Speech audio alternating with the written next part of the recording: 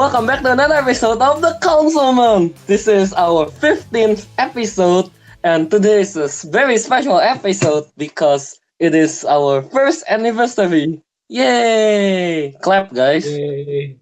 Yay! 1 year of Councilmen, 10 years of Marvel. 1 year of Councilmen, and we are going back to our roots. In the first episode, we talked about Infinity War, and now we are going to talk about Infinity War. Endgame. Infinity War. But do not worry, this is not our end.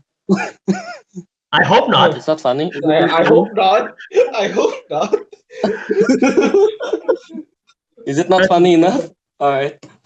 Easy, yeah. But yeah, Alright, take it away, Albert.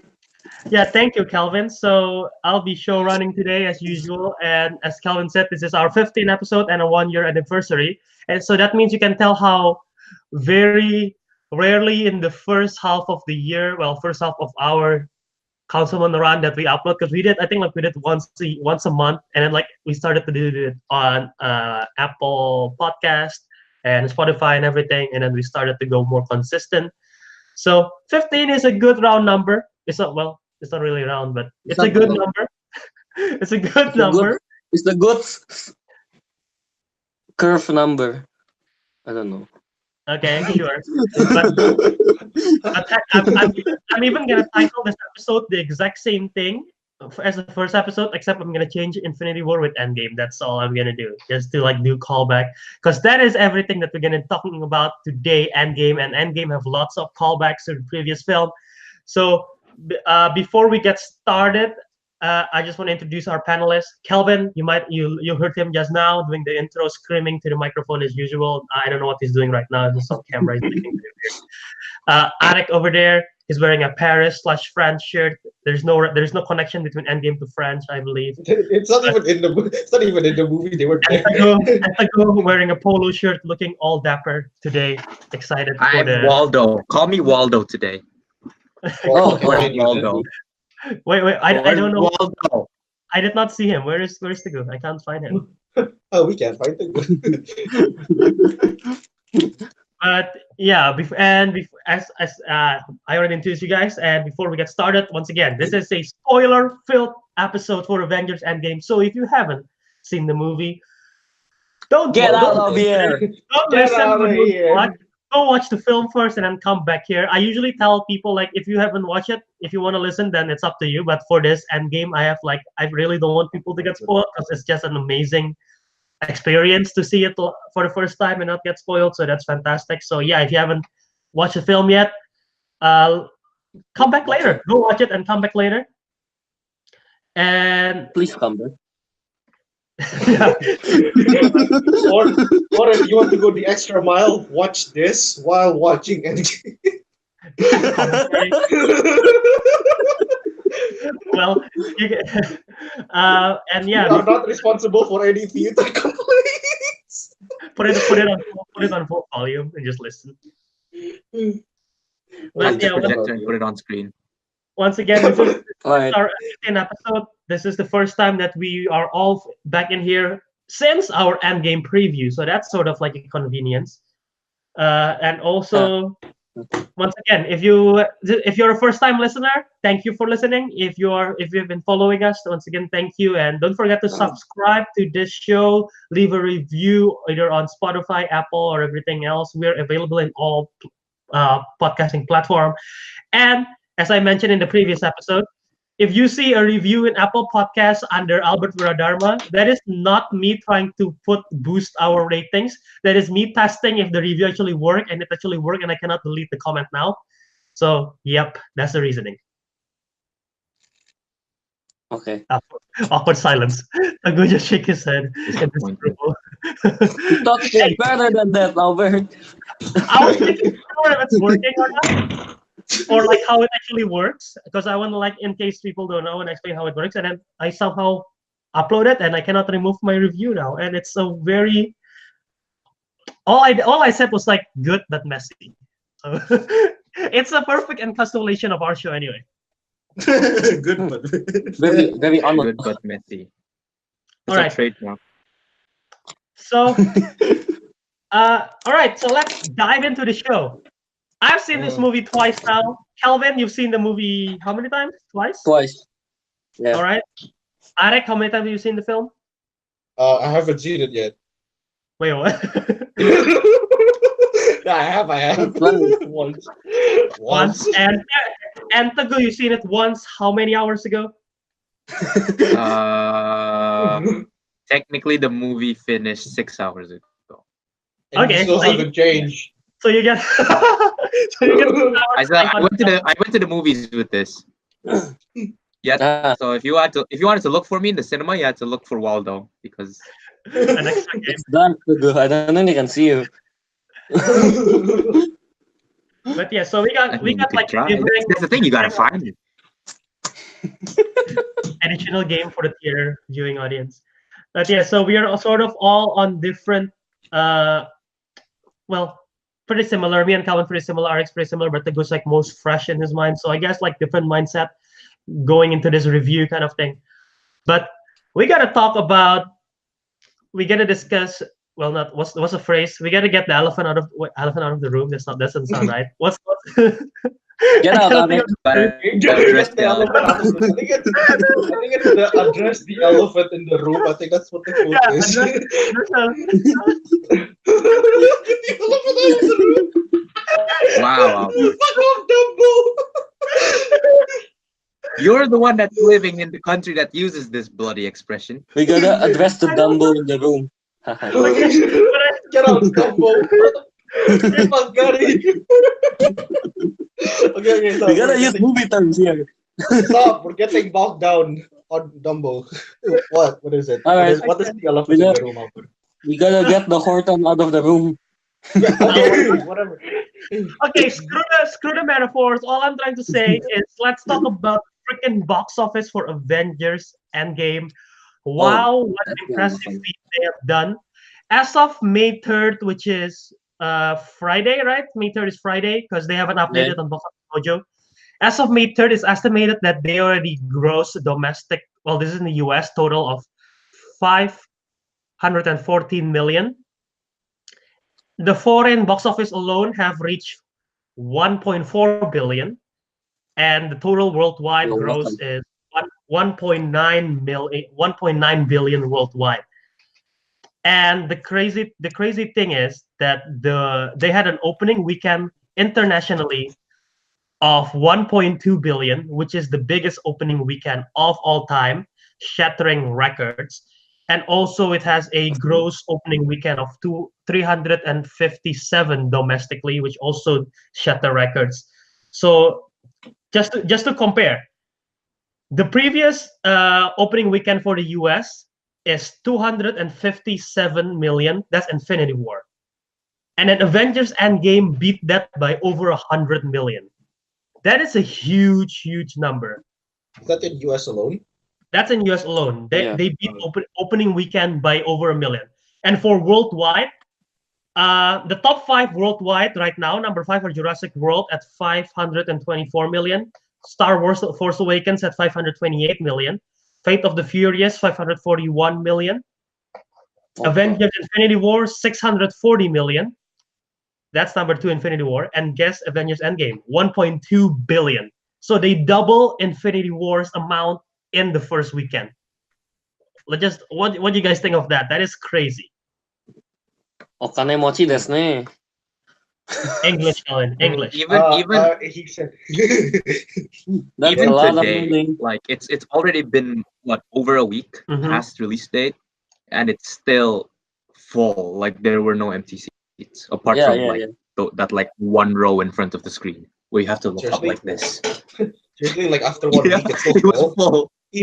Wait, It was even still Infinity full. War wasn't like that. I think I went to watch Infinity War 1 week after its release, and it was. And here's the kinda thing: that was empty.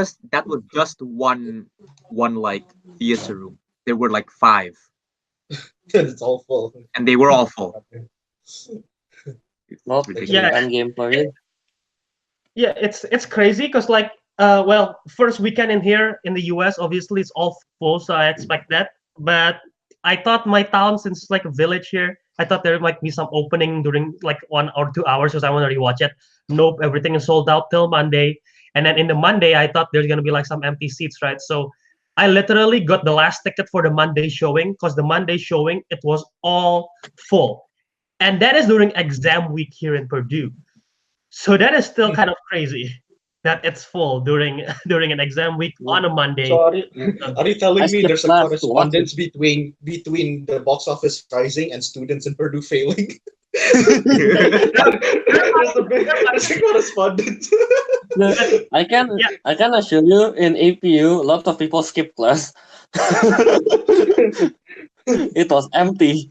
The thing is, in Japan, it opened on like the opening of like a week-long national holiday. So Did it Yeah, open on on everyone Golden was Week. watching. It opened on Wednesday in Japan, right? Same like in Indonesia. It's worldwide the same, I think. No, Friday. No, Friday, Japan, Friday, right? Friday. No, Friday. No, Indonesia released faster. Indonesia, Oh, really? Indonesia released yeah, faster. Indonesia released on the Wednesday, US on the On Thursday. Thursday. So I'm guessing Japan on the Yeah, Friday. on Friday. So we yeah, had on like a Friday. we had like a 1 day we got on interval. Friday.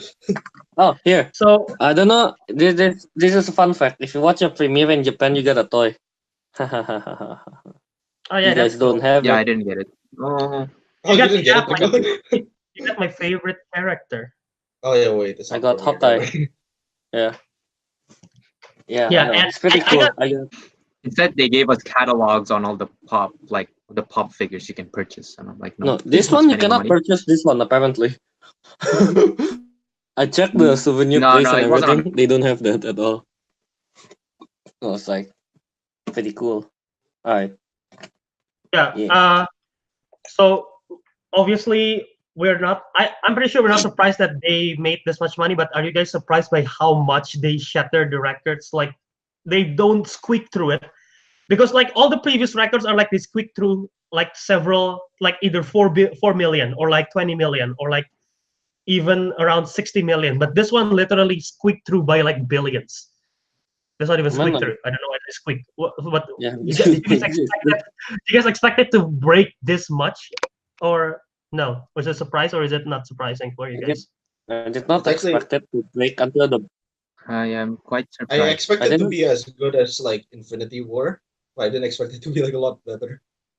I expected to be like at like I didn't expect it to like until 1 billion above 1 billion. I was expecting like 800-ish or something.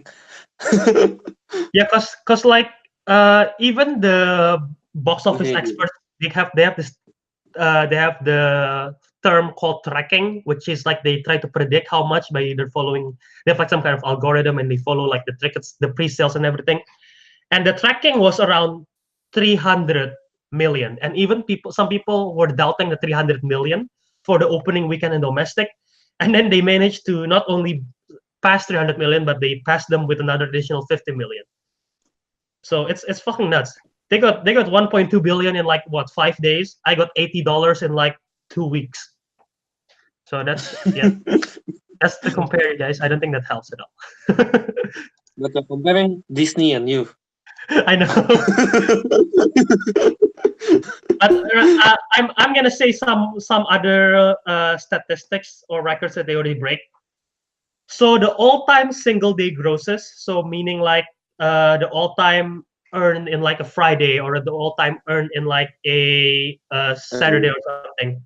Well, Infinity Endgame already owned 3 of the top 10.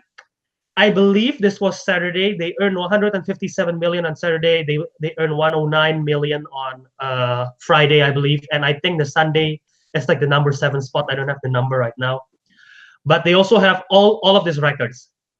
Highest opening weekend of all time in the US, highest opening weekend of all time worldwide, highest per theater average of all time worldwide, highest domestic opening weekend market share. And this one is the one that shocks me. So the market share for last weekend, Avengers Endgame took around 89.7 of the box office from last weekend. Nice. Damn.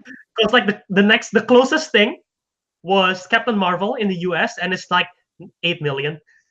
And usually 8 million is already like quite for some films it's like big, and like 8 million for Captain Marvel in comparison to 305 million to Endgame is like wow, what a loser. Yeah, Captain Marvel's a loser. Definitely. Yes. And then yeah, the first, third, and seventh highest single day grosses domestic, highest Friday, Saturday, and Sunday gross of all time, fastest to 100 fastest to 100 million, fastest to 200 million, fastest to 250 million, fastest to 300 million, and fastest to 350 million. Highest opening weekend of all time in 50 plus countries, including China. And this is the first film to ever gross 1 billion worldwide in its opening weekend. And as of now, it is the 5th highest grossing MCU release worldwide in 5 days of release.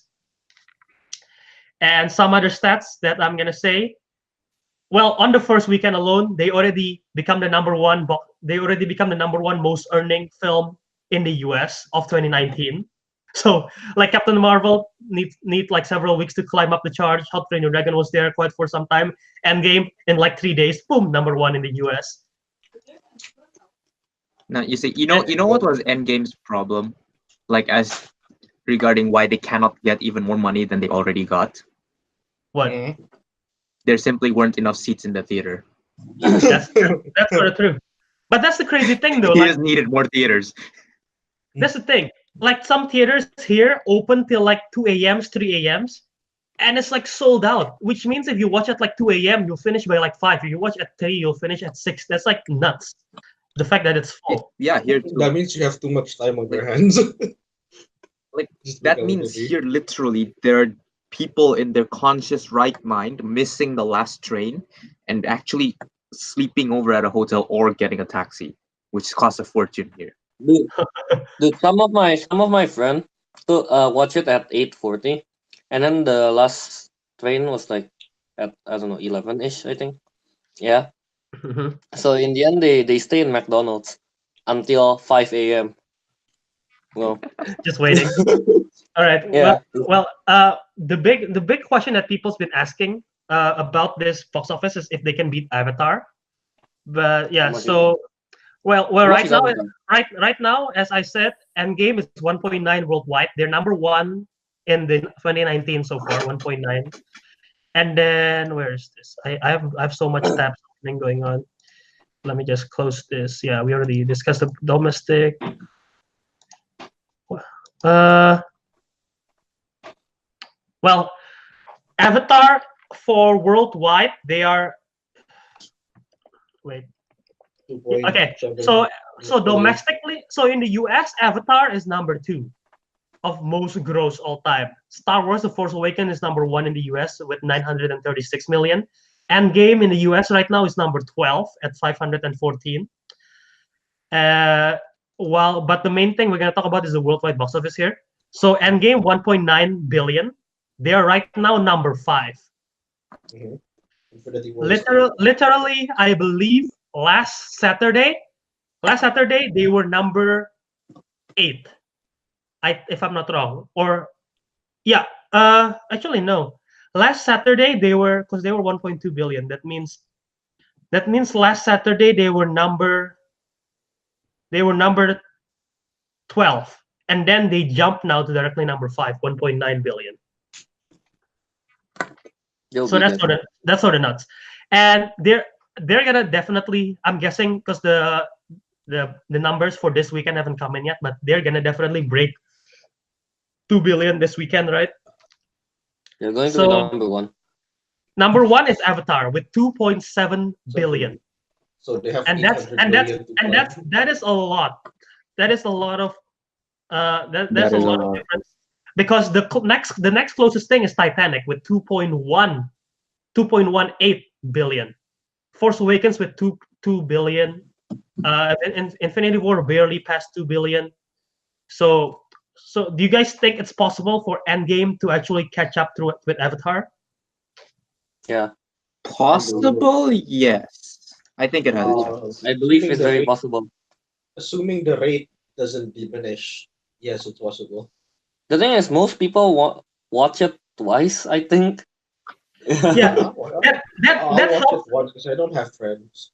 That helps a lot though, because like, yeah, Kelvin's right. There is a rewatchability factor of this film, and it's not like a small rewatchability factor. I feel like there's a big rewatchability factor on this film, So that It's might like help. even when I rewatch it, I still have that like You want to watch it again, right? Yeah, even exactly. though I know like it's going to happen. But yeah, the main question is, well, the main problem is Endgame is currently on the summer, and not a lot of summer movies have long legs because like the competition. The top three, Mm. Yeah. Avatar, Titanic, and Star Wars, they were all released during Christmas, during the winter. So they have lots of time to spend, especially January, February, usually not that much competition. And the crazier thing for Avatar, I just found this out. In the US, they started playing on December, and Avatar was still playing in theaters until August. What The the fuck? So That's it's why like, number one. They had months. Had half a year. and Why? like, okay, I don't know. And just to compare, usually films are like the first weekend they make lots of money. The second weekend, it dropped by like 50% or something like that. Avatar, the first weekend, it makes 76 million, which is not that big. And then the second weekend, it only dropped by 7%. So Mm. it had the legs, it had lots of legs. And yeah, just to compare, in the United States, Avatar totaled 760. In China, it adds up to 7% of the total box office at 204. And China is a big part of box office, which hopefully it will help Endgame because China, Avengers they have a huge fan base in China. But the question is whether all the other markets around the world will contribute as well, because Avatar managed to make 1.8 billion out of all the countries around the world, and that is huge. So yeah, I think once the Japanese dub comes out, it'll like go back into like the box office will go back Yeah. up because a lot of Japanese people will watch as soon as the dubs come out. Dub one. oh, is out. so they Are you going release to like watch two it with the versions dub? separate time. Yeah, No, the I dub don't one think. takes No, they time, I don't. guess. The dub one, I think, releases like usually like a month or 2 months after. Yeah. So Okay, well that might help the box office for a lot of Endgame. a lot of Japanese people wait for the dubs, but I don't know. Yep. A lot of people seem to not wait for the dubs this time as well. Yeah. The only problem here I mean, I is that see. it's also competing with Detective Pikachu. That's what I'm gonna wait. Is it out in the US already? In the Japan already? Yeah, it just went out like I don't know. 2 days ago. Okay, well, yeah, that's I was just about to brought it up. The closest competitions for Endgame is Detective Pikachu, which is coming out in the US next week. So Oh, it's already out here. yeah, So. so it might I don't know how much of a competition Detective Pikachu will be, but I'm pretty sure that it can be quite big. And Disney's biggest competition right now is Disney themselves because Aladdin's coming out at the end of the month, and we're gonna have Lion King eventually. So You know the meme with the guy, and then there's another guy behind with the gun. That's what Disney is. Yeah, it's he shit himself. Wait, look. At least on my screen, it looks like I'm gonna kill it. Shooting Kelvin. He's like, Yeah. I really hope Endgame managed to break Avatar because honestly I don't remember Avatar being something that's very good and I really love Endgame. So I hope they break them, but I wouldn't be surprised if they don't break them. actually, I like Avatar. I like Actually, I'm Avatar. not sure if I like Avatar more than Okay, I'm well, not so sure. not to the point where it justifies 2.7 billion. I feel like Oh yeah, no. it's Somehow- not that good of a movie. It somehow cost more money to make a movie about going to space than actually going to space. So But yeah, so you, can you guys say again if you guys think it will break Avatar or not? It's possible. I think it has a chance. Perhaps. Yeah, I think Let's see the box office numbers by mid next week. yeah, I think it depends on how much the drop is this weekend. If it is a huge drop, then it's gonna be tough for Endgame. But if it's a small drop, it might have a chance. Because like Infinity War doesn't open as much, but the drop wasn't that big also, so it might help. Mm. So yeah, that is for the box office talk right there. Hopefully, I don't know. We'll see if it managed to break the box office for Avatar. Maybe we do a separate episode for that, just to talk about the feat that is done. But as of now, it is currently worldwide number 5. and definitely it's gonna take. Okay. Definitely for sure, it's gonna break Titanic. It's gonna be able to defeat Titanic at number 2. It's gonna break Titanic. Yeah, oh, Why did the Titanic sink? Endgame. I did that on purpose. We're gonna call the iceberg Endgame. we are in the end game now. We're in the Endgame now. Endgame is gonna pass Infinity War, gonna pass Force Awakens, gonna pass Titanic worldwide because it's not that too much difference. But Avatar is just way too big right now to tell. But we'll see. Hopefully it does. I believe everyone's hoping that it does as well, right? I mean, what if say that Endgame beats Avatar? What if suddenly James Cameron is like, we are now announcing Avatar 2? Wait, didn't you know they're announcing? They already have 5 sequels they to already- work for Avatar. Yeah, no, but they haven't Five? like anything. Yeah. Yeah.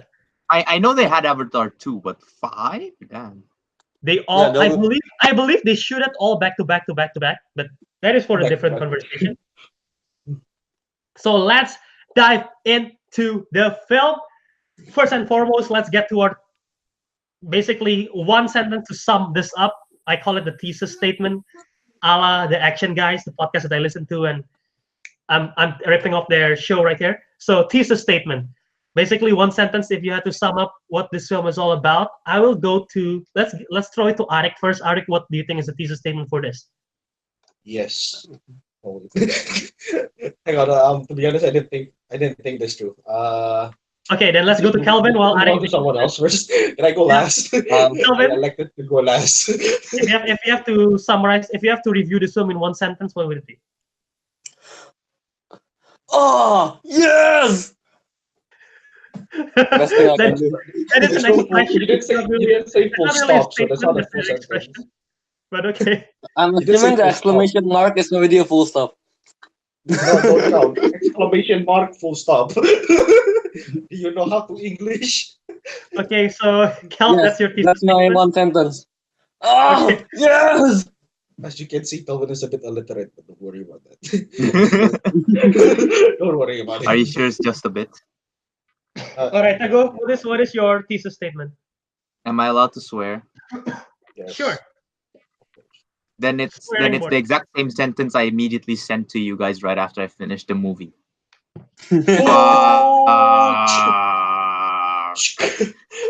That doesn't really review the film, does it? How to, But I don't know. Yes, it does. You know, It tells you. People It cannot tells tell if it's you. a good thing or a bad thing. no, it's like I actually got a proper thesis now. Actually, I actually got a proper thesis now. Well, let Teguh explain himself first, and then we go to Ariq. Okay, I'm just telling you. A more a more sentencey sentence. Okay. I think it was a very appropriate, satisfying, but also heart-wrenching end to the 10-year journey. There, you happy, Albert? Yeah. You happy? I'm happy. Yeah. I'm happy. Um, I like that you used the word satisfying. A lot of critics mention the film is satisfying, and a lot of them like saying that it's a good thing that it's satisfying. Like it's not a negative thing to pull at. So yeah, Ariq, let's hear your thesis. it's a great ending. It's not technically an ending, but you know what I mean. It's a great ending to a 10-year series. I love it. 3000. Nice. I have a very similar thing. I'm just gonna add to that. I wrote down that Endgame is the perfect sum up for a 22 film saga. So we pretty much have the same thing. It's the thing that the Russos managed to do, not only the Russos, but Marcus and McFeely, the writers, and Kevin Feige, managed to make Endgame what it is. And not only it is just a fantastic movie its own, but it managed to sum up the whole saga, 22 films, 10 plus years. That is something incredible that I don't think we're going to see anytime soon. Yep, I agree. But DC is shut up. So yeah, that is a good. I guess that's a good way to start it off. This film really was. It did some crazy stuff, but we're not gonna get to spoiler review yet. But we're gonna discuss some of some segments about this, and the first one is the fist pump moments. These are the moments in a cinema where you're like talking to your friend. Well, not talking to your friend. Don't talk to your friend in the cinema. It's not good. But if you're in the cinema and then something really awesome happened, and you really want to go to your friend and like shake them and like, oh my god, are you seeing this? This is so awesome. So, what are some of your fist pump moments? Should I go first? Yes. Yeah, sure. Well, I'm guessing. Okay, let's go. Like each of us say one by one. But I'm guessing this is everyone's favorite fist pump moments. I'm guessing, but it's when it's when I think most of us have the same one. the hammer starts to wobble, and then it fly out. We don't know what it's gonna be, and then suddenly, boom! Captain America with Mjolnir. Okay, that's not my part, but that's not mine. But yeah, but that one is still a fist pumping moment. That was my second fist pump moment. That is it was my second for me.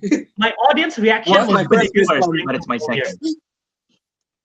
My audience reaction when I'm watching it both times, it was the loudest during Captain America getting the Mjolnir, because like that is unexpected. People was thinking like, oh, is it gonna go to Thor? Is it like asking, because he's like he has the Stormbreaker here. Thanos was saying, like, and then it goes to Captain America, and then he just got it. No, it's like here. I mean, while I was watching the first time, when that happened, the whole cinema goes like, oh.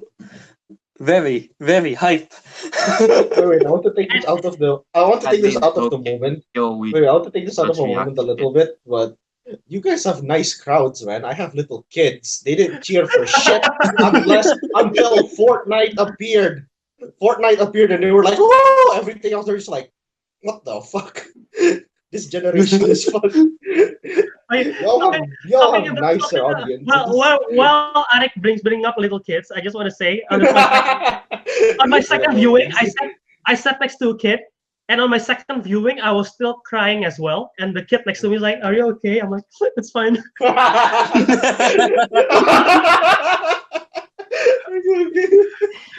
Go on, I feel consoled, but yeah.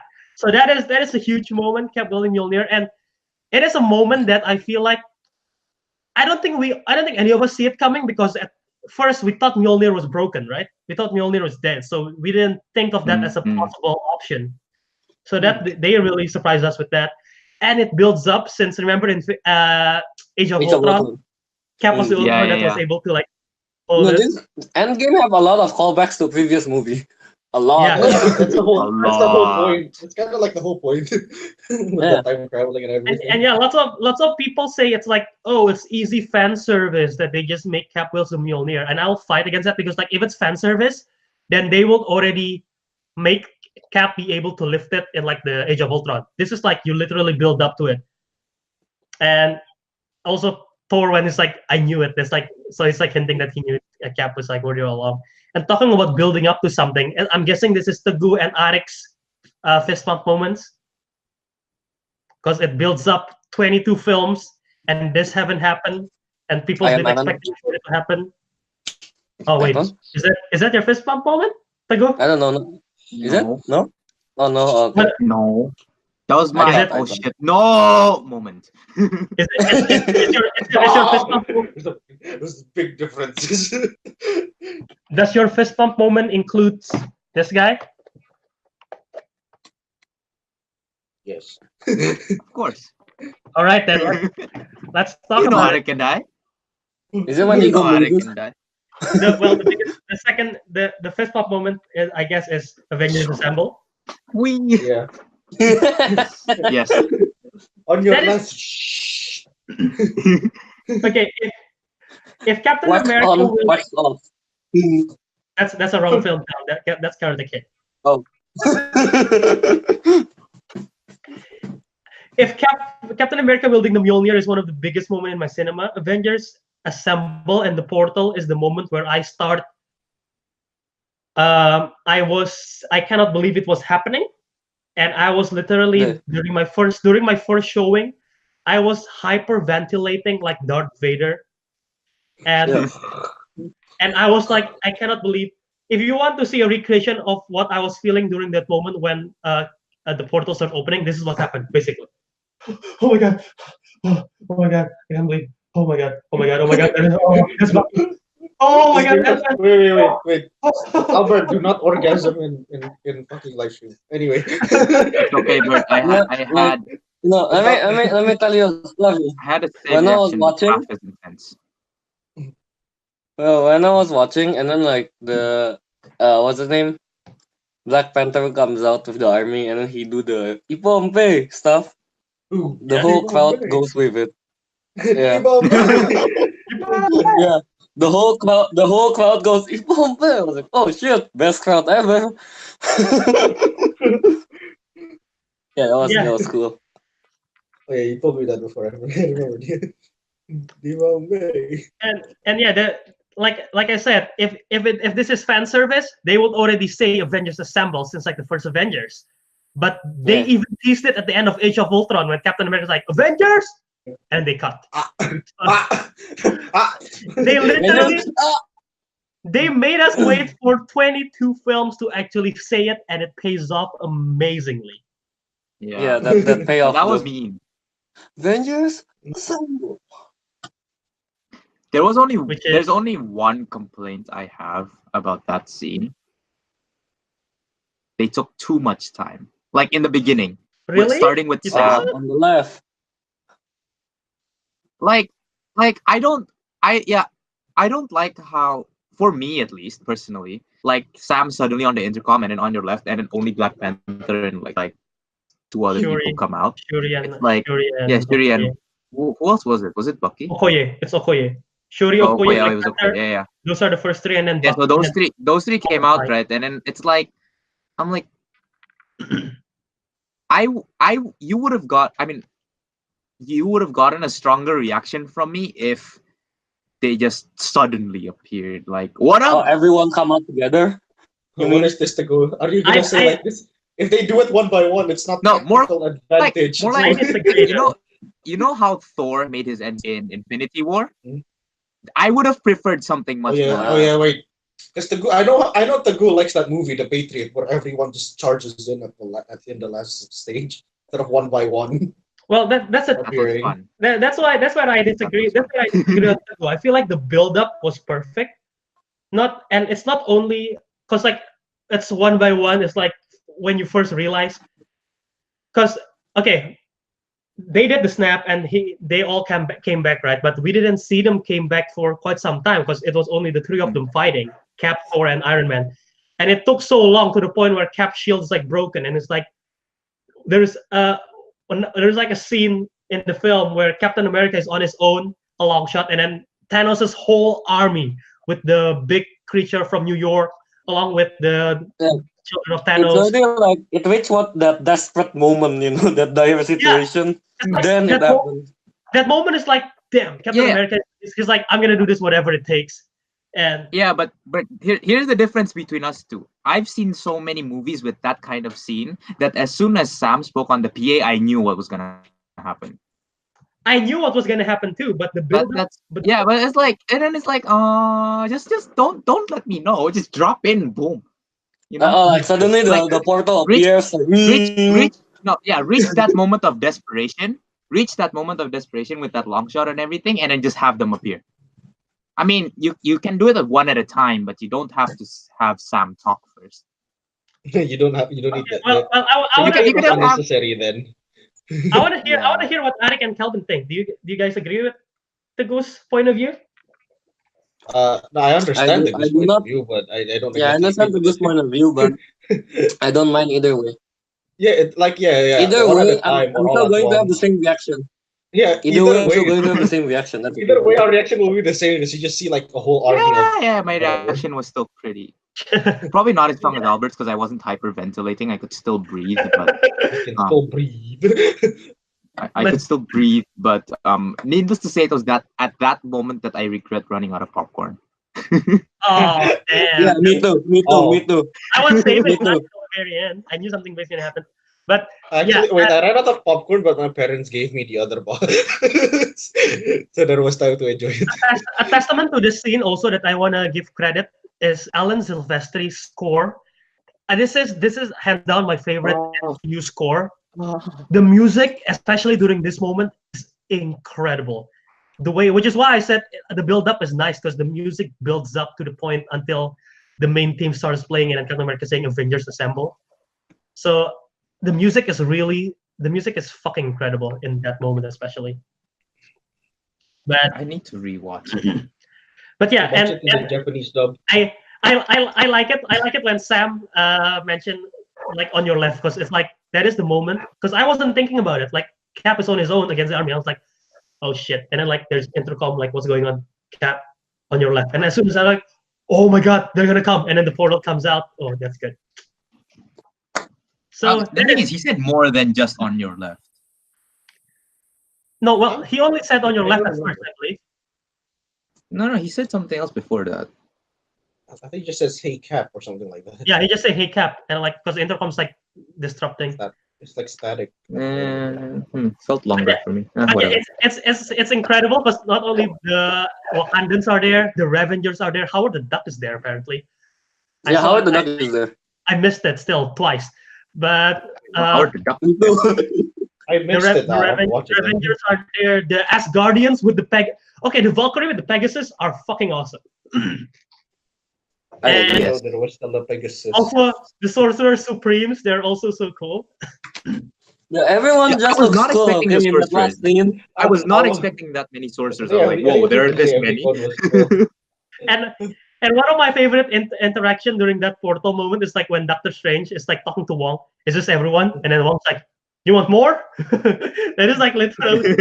Yeah. When he said, "You want more," I'm like, "Oh, why not?" Yeah. Why not? Why not? Why not? I bet his only excuse is like, "Oh, the studio didn't have enough money." Oh, trust me. My favorite moment and then was when Peter Parker was like, "Oh, I felt like I fainted," but then Doctor Strange was like, "It's been 5 years." And That's after the portal. But yeah, I feel like that is what the Doctor Strange and Wong moment. That will be like something the Russo brothers talk about to the writers. The Russo brothers to the writers like, "Hey, is this everyone?" And the writers like, "You want more?" I feel like that's what happened. You want more? So yeah, that is one of our fist bump moments. I have two more fist bump moments, although one of them I love more than the other. Do you guys have other fist bump moments? Basically, the captain one when he holds Mjolnir and the portal. And what's those two, and then I have one. Oh no, it's really cool when Thanos was fighting Captain Marvel to me. When he takes out the power stone. Oh yeah. Just like, oh yeah. That wasn't a fist. That wasn't a fist bump moment, but I was like, oh, holy shit. Yeah, I really wasn't expecting that at all. I was like, and he did it so smooth. He was like. Well, not only that, the whole fight is also sort of a fist bump because when Thanos like headbutt Captain Marvel, boom, and she doesn't flinch at all. I'm like, oh shit! And then Thanos just grabbed the power stone and knocked her out, and she didn't figure after that until the funeral. Dude, that scene was so cool. You didn't think of that too, yeah. Oh my god. But yeah, Captain Marvel Thanos, that was one of my one, although not as much as the other, because my third fist bump moment, and this is honestly one of my favorite moments in the second time watching it too, is when Wanda faces Thanos. Oh yeah, that's really cool. Yeah. I like that. Wanda is like, "You took everything away from me. I don't even know you. You will." And then she just started. Dude, she can literally kill Thanos at that moment if Thanos didn't say "Rain fire." If Thanos didn't go rain fire, Wanda would have killed Thanos. I swear. She stripped him out of his armor and like crushed him. That's like powerful shit. Yeah. Oh, and that is the most comic book Scarlet Witch moment I ever saw, especially when she's floating. Yeah. You know what was the greatest disappointment for me? Well, one of the greatest disappointments. What? What is it? You'll notice eventually that all my disappointments have a common theme. But Okay. the greatest disappointment is when the gun stopped shooting and aimed up. Oh, and then okay. shot. Yeah. And then Marvel appeared. I mean, like, no, the thing is, I was like, oh, is this gonna be like some second army full of spaceships or something? Captain Marvel. Ah, damn it. I was expecting like a big ship or some shit, you know? But No, you no, kind of it's some wishing just random like lady. Captain Marvel. Yeah, like I think, like Boom. I'm not sure if they were there. Like it could be like is it the other Ravagers, the one that the Youngest original team? Like if Yeah, they Oh, you were the know, there, one where something Steve like Rogers that. alone. All his Avengers appear from the portal, so I don't think there's any more Avengers. no, no, No, the like the Guardians, the Ravagers. original The Ravagers, one Oh, with Sylvester Stallone. the Oh, Silver okay. Surfer Yeah. Stallone one. Like they have their own army and Yeah, I was everything. expecting something like Like that. like yeah, Like if suddenly. it yeah, to be honest, if it was no, if it was Captain Marvel and the whole Ravager army Yeah, just coming that out, then holy that would shit. A, make more sense, and B, make me much happier. Yeah, I actually understand. Yeah, that that would would be have cooler. True, that true, would have true. been cooler, but that wouldn't make any sense because Avengers are basically space pirates, and why would Captain I Marvel know, be? I know, I know. It wouldn't make sense, but I know it wouldn't make sense, but It Albert, would how be cool cool. would it be? It would have been cooler. Okay, or you know what's that planet? Xandar? Xandar's How's decimated. Zagaria? Oh, the golden people. Yeah, Wait, in yeah. Infinity War, they said Xandar's decimated. Don't you remember that? Yeah, Wait, Xander is wasn't it just? Huh? in Infinity Wait, in was it Infinity completely War. destroyed? Not only 50%. No, he completely destroyed it trying to get the Power Stone. Yeah. Well, Okay. what Thor said. It was I've seen mentioned that way. I've seen this film like 11 times, so I know. It's like Thor's like, they decimated Xandar last week and they took the power. Thor didn't say that. It's Gamora or something. But yeah, I agree with you. Like that moment, I feel like they wanted to make it a bigger moment when Captain Marvel appeared, but it doesn't feel as big. Although it's still a cool moment. It didn't feel too big. Like the build up was to something very big. But see, I think the problem was they didn't spend enough time with Captain Marvel. Captain Marvel in this movie is just kind of in the opening and at the ending. Yeah. Yeah, cause like and then it's only one movie before that, right? So like there's not a lot to go by for Captain Marvel too. I think like her role in the Endgame to is like make you attached it's to her. to me it's really good because like we don't really know her and then like we don't want her to be that involved. I guess me at least I don't want her to be that involved in Endgame. Yeah, I did not. Yeah, want and her then to like that. she only comes out in the opening and the ending, so I think that's good. yeah. It's a smart way for the writers and actors to be like, because with Captain Marvel they can easily solve most of their issues. So they make a smart way saying like, oh, she have to deal with everyone else in the other planets because everyone else suffering the same thing and no one else can go to the Avengers. Yeah. It's like a smart way to get rid of Captain Marvel. And yeah, that just in terms of storytelling and just to help out and everything. But I was about to say something. Oh, I feel like Captain Marvel sort of, because she's so powerful right now, she sort of have these like a Superman treatment kind of thing. It's sort of hard to deal with. Mm. And I also want to compare Captain Marvel with Vision from Age of Ultron, sort of like their arcs. Yeah. All right. So any more fist pump moments from you guys?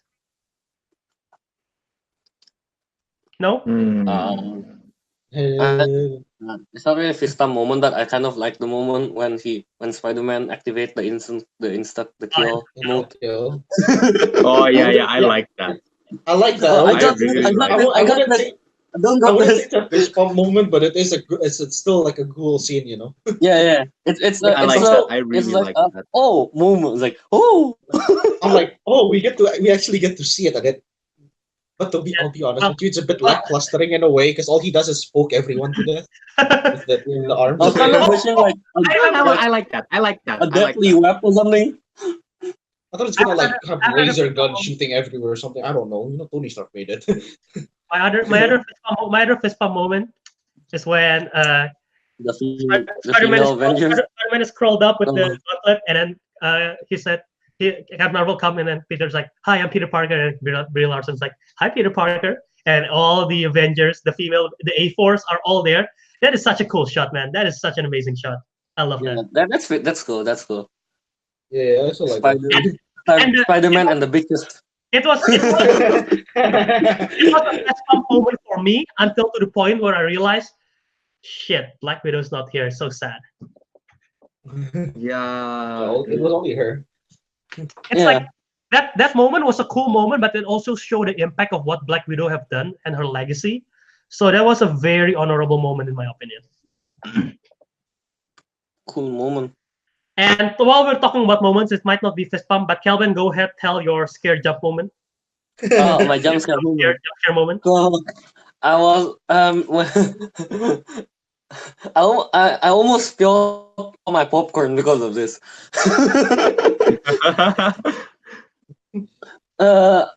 When they are collecting the Tesseract. Yeah, the Tesseract. What's the name? When Hulk came out. Yeah, when the Hulk comes out of nowhere from the stairs. I was just watching. I was like, oh, he's gonna do it. Good thing I already kind of ate like half of my popcorn, so it's like when it fell, it's like only like one or two go out of the box. Yeah, that scared me. No one else was scared. It was just me that jumped. and then the people next to me was like looking at me. Well, at least you didn't scream, At least you didn't like ah.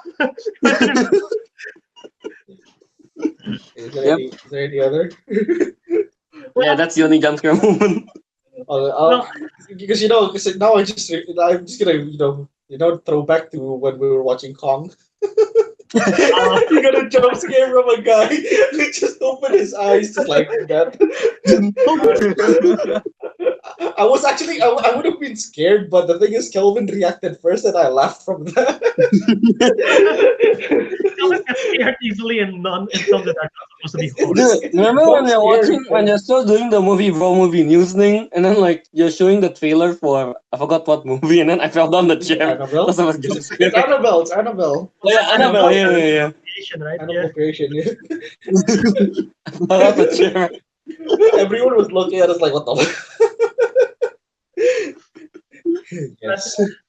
Let's transition from favorite fist pump moments to favorite lines. And I'm gonna start first because one of my sort of fist pump moment, but also happened to have my favorite line in it, is as Kelvin said, 2012 when they time travel to Avengers, the event of Avengers. America's ass.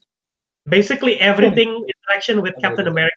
First of all, America's ass by when and as far as I'm concerned, that's America's ass. I like that line. And not the also when Captain America's fighting himself, I can do this all day. Yeah, I know. I love that. I know. I love that so much. Because and then also the Bucky's alive when he's talking to the other Cap. Oh yeah. And this was almost this was almost a fist bump moment for me when he got into the elevator because I thought he's gonna recreate the scene. It's just gonna be like I thought he's gonna say, does anyone want to step out before we begin? Yeah, I was expecting that. If he said that, I would have beat fist pumping. Yeah, if he said that. For me, and until like kill Hydra, I was like, that's quite smart actually. You don't have to fight. That's a smart decision. That was a very smart move. It's a smart move, but it's not the best move. The best move was definitely. No, but I think it was referenced because if I'm not mistaken, there is an alternate universe where Captain America is Hydra, right? It's the Secret Empire story. Yeah, the Secret. Yeah, that one. So it might be a callback, but it's like it's also smart. So yeah, America's ass. I can do this all day. Yes, I know. Bucky's alive and Hail Hydra. I love that. He's literally a living spoiler in that event. Yep.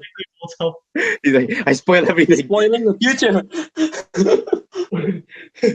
All right, Ariq, what are your favorite lines?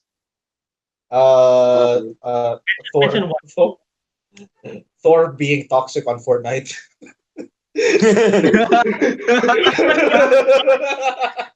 I would say that's my favorite one. It's the funnier move in terms of funny. That's one of my favorite ones.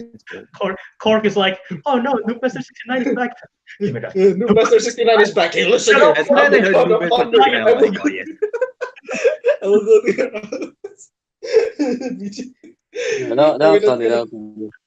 I mean, that's kind of funny and very relatable, of course. I used to do that shit. One line from that moment is when Crocket's like, you look like melted ice cream. We got beers on the ship. Kelvin, favorite lines. God, but I don't know. There's so much good line. Mention Okay, one. I would That go wasn't, if wait. That wasn't actually my favorite line. That was just a funny one. In terms of I like, would go. I would go if I am Iron Man because it's cool. That is a good line. that is a Yeah. good line. It's you start MCU with that. You end the era with that. All right. Very nice. I am inevitable. I Oh yeah, am. technically, yeah. You start. I Yeah, am. yeah. It starts with I am Iron Man. Yeah. Even it wasn't There's the end of the movie. with I am Iron Man. The Then thing it is, ends with I am Iron Man. it could be so cheesy, but they made it work so well. Yep. Because it could be like so cheesy if like I am Iron Man, but I don't know, it pays off so well emotionally, you know? Yeah, of course. It's Tony. Yeah. Yeah, That is, I am I Iron Man. really like that. Teguh? I'm waiting for someone to talk about this quote. I want to see if Teguh's gonna bring it up. What? I love you And 3000. I am Iron Man. Oh, you have that too. Well, Kelvin just spoiled. Yeah, and you guys took it from me. Kevin just spoiled it. I love you 3000. That is my favorite line. That's actually my It's even favorite better. line. I I was just love saying you. the Thor one was the funnier one. But in terms of like the whole movie, you know I what? love you 3000. Another Sorry. line I really liked that was quite entertaining for me was like it takes a moment to I'm still worthy. Oh, that's a nice line. Oh, yeah, that's like funny. that. I'm That made still me working. I'm still worried. Let's go back to I love you 3000 because I want to talk about that line. First of all, when you first hear it, when you first heard Morgan say it to Iron Man, it's like I love you 3000, and then Iron Man have a banter of Pepper like, oh, I'm in the 3000 level. I believe you were in the 600 to 900 range. 900 level. So it was just a friendly banter in the beginning, and then when they transition it to him in the hologram, and it's like I love you 3000. Oh, that hurts. That it hits you in the feel so much. And when you rewatch it the second time, I don't know about you, Cal, but when you rewatch it the second time, when Morgan said it the first time to Iron Man, it gives me like it tugs on my heartstrings so far. It gives me chills even when I watch it like the second time because like Yeah, oh, but I love you that 3000. It was heartwarming as it was heartwarming as it was painful. Yeah, true. Yes. it was such a good line, and apparently that is a line that Robert Downey Jr.'s children said to him. Some yeah. His children say that to him.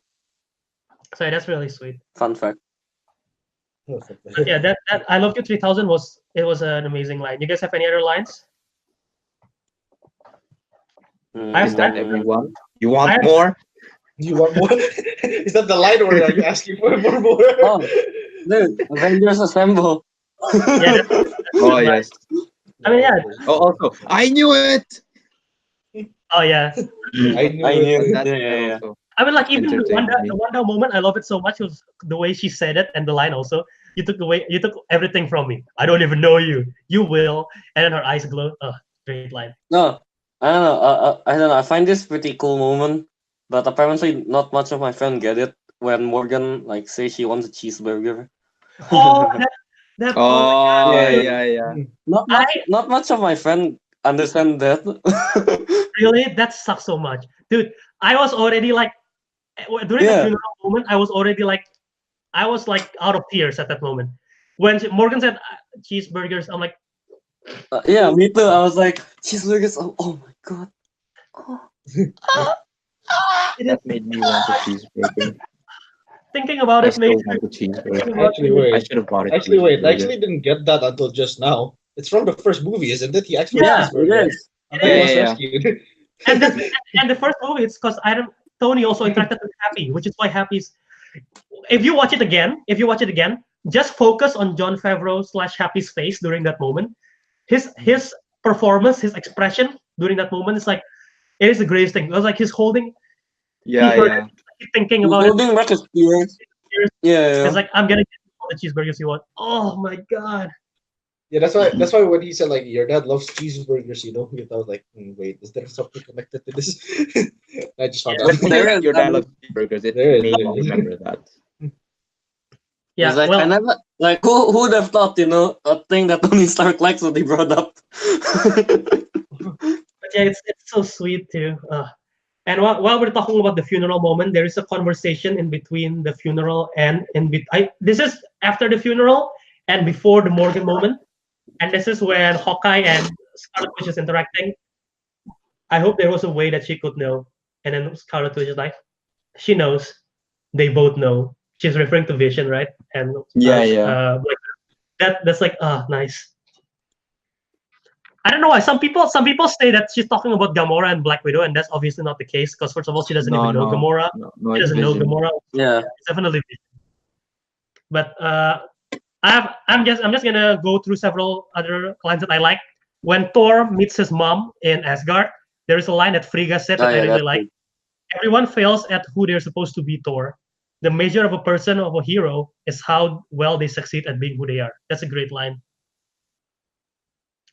And also one of my favorite line, and this line broke me because it's sort of an encapsulation of the franchise, of the events since Iron Man 1. It's also an encapsulation of like as an audience point of view, and I'm trying to find the line, but it's basically during the hologram he have like the whole speech and everything, right? Mm-hmm. Oh, the hologram, yeah. And then during the I have the whole speech in here. I don't know if I'm gonna read it all, but basically it's like everybody wants a happy ending, right? But it doesn't always roll that way. Maybe this time, I'm hoping if you play this back, it's in celebration. I hope families are reunited. I hope we get it back, and something like a normal version of planet has been restored. If there was ever such a thing, God, what a world, universe now. If you told me 10 years ago that we weren't alone, let alone, to this extent, I mean, I wouldn't have been surprised. Blah, blah, blah. And there's like so much on. But the thing that broke me is because like when he said, and if you told me 10 years ago we weren't alone, it gives me, it's referring to, of course, Iron Man, right? But it takes me back to like, shit, 10 years ago, no one thought that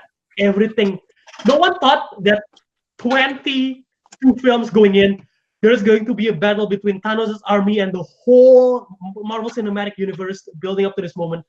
And the thought of that broke me down like, shit, this is such a beautiful moment. So yeah, I love that line so much. And that is true. The first time watching it, I was in mourning. Second time I'm watching it, it was in celebration of how beautiful everything is of MCU. So yeah, that's a great moment, and I love you 3000 at the very end of that speech. So yep, that is all my lines. You guys have any more lines? So are we good? No? I don't know, man. There's so much goodness in this movie. Why did you do this? Guys, unless you want to spend like 5 hours. There's so much. Well, the entire movie was a good line. Yeah. Yeah, that movie was a good line. Well, all right then. 1 hour into our podcast. Now let's start our review. Clickbait. Let's go like character arc by character arc, but let's just begin real quick before we get to the first character arc, which we will discuss about Iron Man. But how this film opened, vanishing everything. Well, not vanishing. Hawkeye's family vanished. Like, we know that was coming, but the way how it's executed was so well done and so devastating to see. Yeah, it's in the opening of the movie too. It's pretty nice. Yeah. And then we jump to the space with Captain America and Nebula, and Captain America. I mean Iron Man and Nebula, and of course Captain Marvel saved them. And I like how they make Tony look really like skinny in that moment, because it's showing. Like, yeah. It was really skinny. It's a creepy skinny kind of thing. And then at that moment when they're like about to try to reverse a step or everything, I like that they still brought up the events of Civil War and like Age of Ultron, and like they're still, even though they're now at the end of the world, but they still mention like, where were you? They still mention like the Sokovia Accords and everything, which is like, it makes sense. Yeah. And the suit of armor around the world, they mentioned that at one point there. Yeah. And then And we jump to when they fight Thanos. Eventually, they found out Thanos, and then they fight Thanos. But before they fight Thanos, I like another line that I like. Who in here has been to space?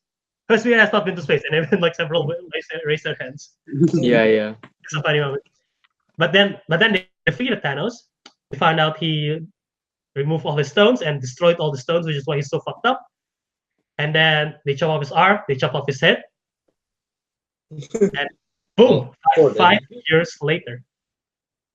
First of all, I bet none of you guys saw that coming. That is how the film's gonna start. Yeah, I I wasn't did not expecting see that that too. coming. I was really expecting they're going to fight like you're going to I don't know man like use the Infinity Gauntlet to fight Thanos.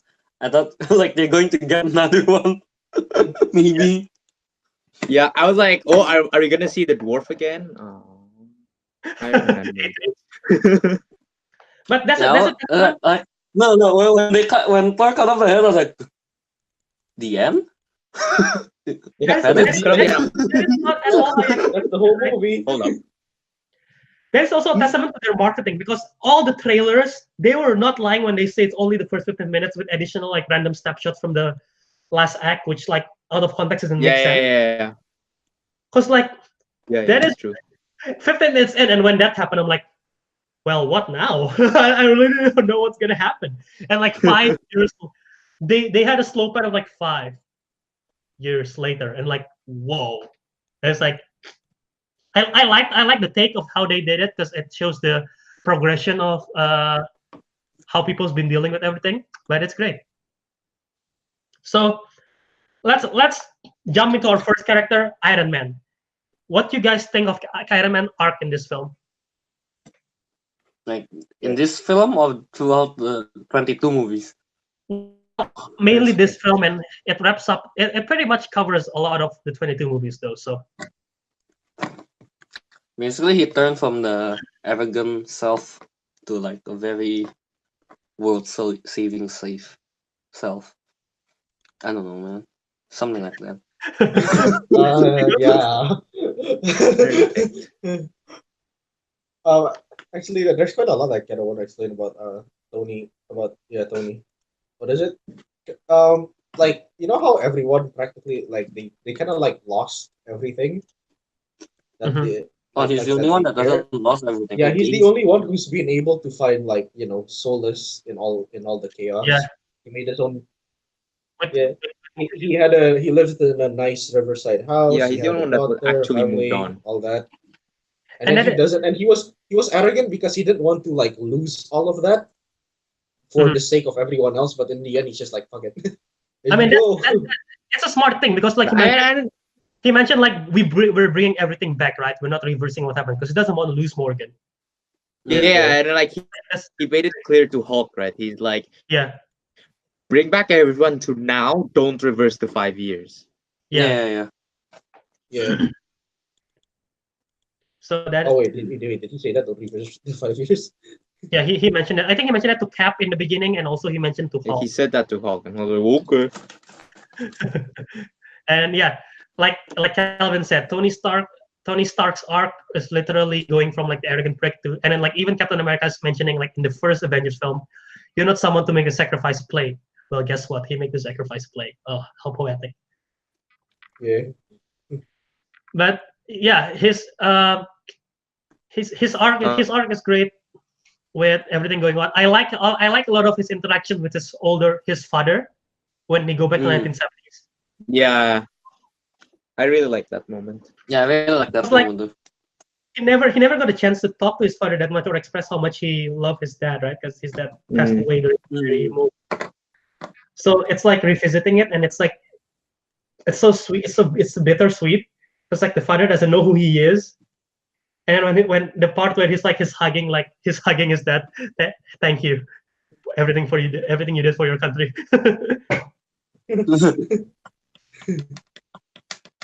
It's like a bittersweet, and then like the moment in the elevator when he's like he wanted to tell his dad that he have a daughter, without exposing that he's like Tony Stark. But it's the way you can tell in the expression on his face. It's like such a nice. But yeah, did you guys like that he is the one who did the reverse snap and he eventually passed? I wasn't expecting that, but yeah, I like it. Ariq, to go? Yeah, I like it. Which part? did you? Well, listen. Tony doing the snap. Yeah. I think that was the only way that could have happened. Yeah, I feel like that's the best way as well. Okay. But the Tony. You're breaking up, Teguh. I cannot hear you. Yeah, I think You think who's breaking up? Yeah. Yeah, Teguh's breaking Yeah, up. we cannot hear you, Teguh. he deserves it. Well, that I can hear. But yeah, Teguh, you're breaking up. But we did hear you said Tony deserved it. Yeah. But yeah, especially once we saw during the funeral, we saw his legacy and everything. But Even Tony the really, clip from Iron Man 3 is there. yeah. Hi, Simpkins. Everyone was confused at first. Like, who's that? Who's that kid? I know, right? It's like out of place. At first I was confused too. Then I was like, oh, Iron Man 3. He's all grown up. Cool. Yeah. All grown up. But yeah, when Iron Man, as soon as he, well, before that, a lot of the in the final battle when Kelvin pointed, I think was it Kelvin or Teguh or Ariq pointed out like, Peter Parker talked to Iron Man like, oh, we just woke up and Doctor Strange's like, oh, it's been 5 years and everything. And then Iron Man didn't say anything, and all he did is just hug. He just hugs Peter. It's nice. And then remember in Spider-Man Homecoming, he thought he was gonna hug Peter, but he's actually just opening the door. It's like sort of yeah. I didn't actually think about that. I didn't like link that back to that. I didn't think that far. I also didn't think that far. I realized that eventually, but yeah, that's a great moment. But when Tony did after he did the snap, and he was like he was just frightened, he was just standing there, and then Spider-Man was the first one to come. It's like, Mr. Stark, we did it. That's such a sad moment.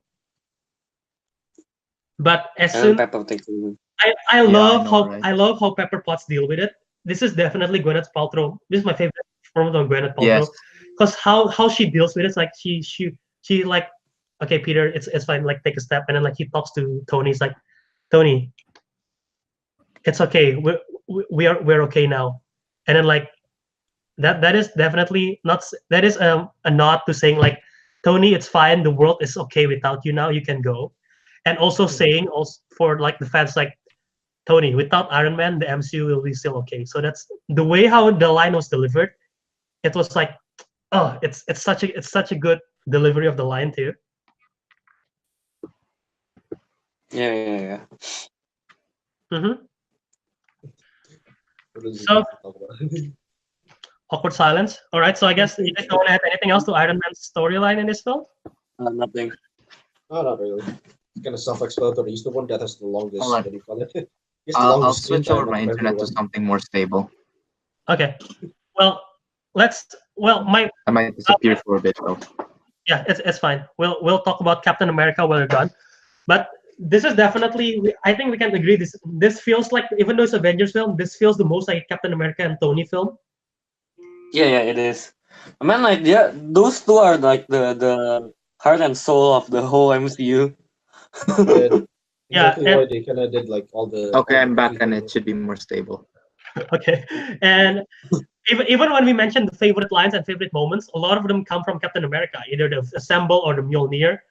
So Captain America's art was amazing in this film, and I'm definitely okay. I don't know how you guys feel about it, but I love how he ends up with Peggy at the very end.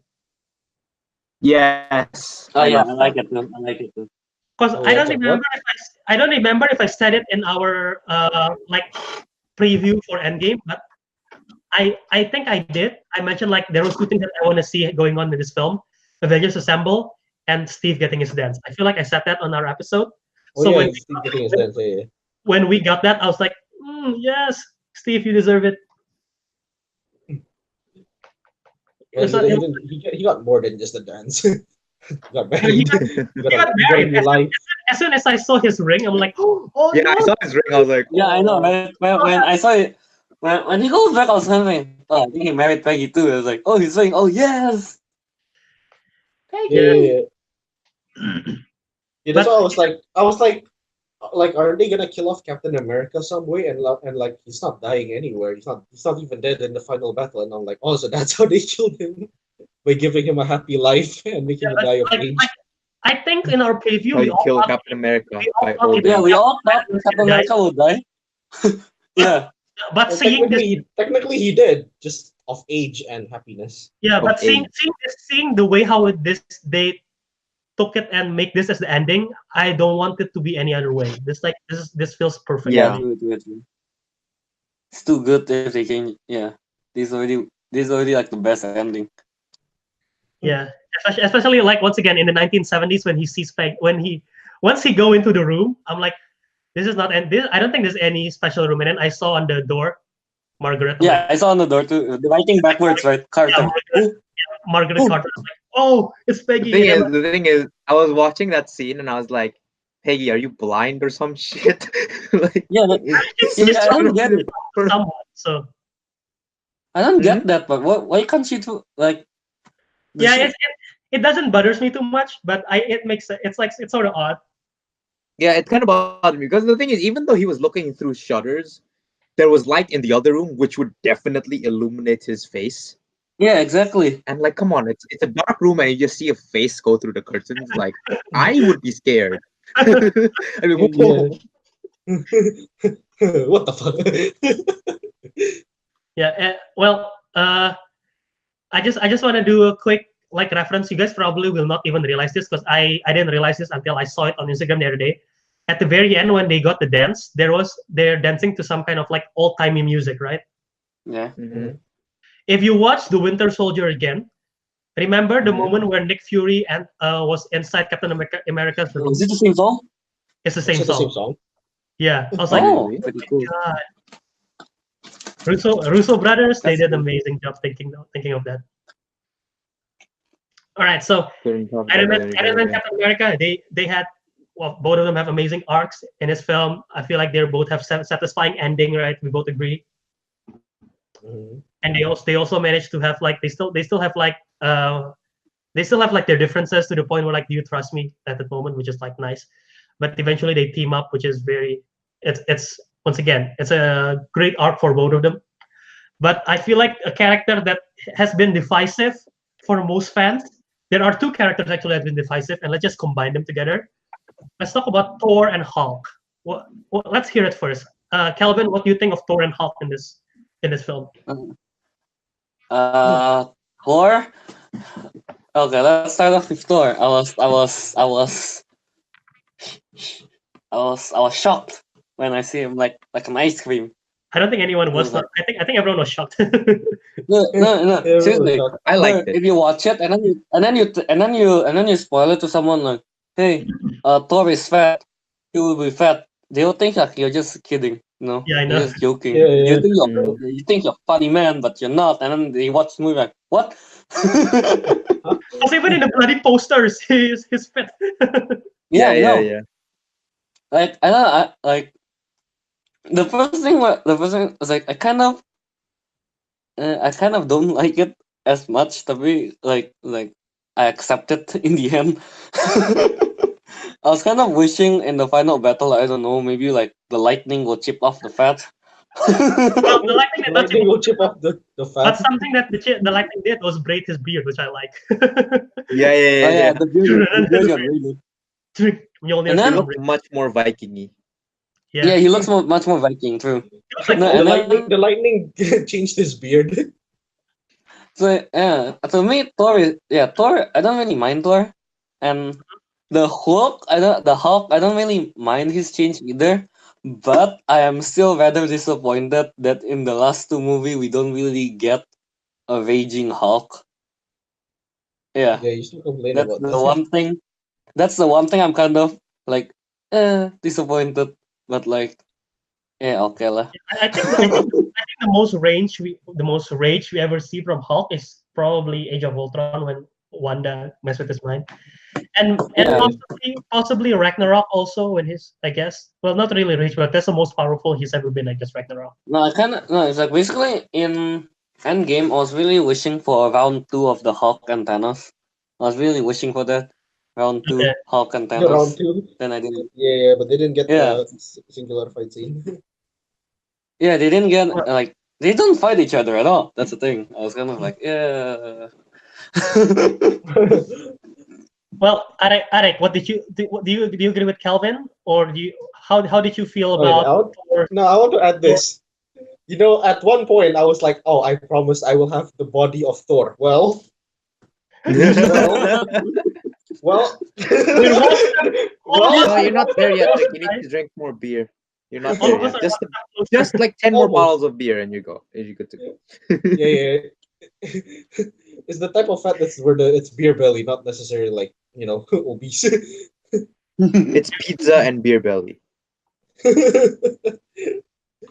but yeah, actually, I think I kind of like that Thor is fat. Like he's like he feels like a loser, but in the end he's kind of like he's still epic. I mean, I'm not sure, is that technically the strongest we've seen Thor?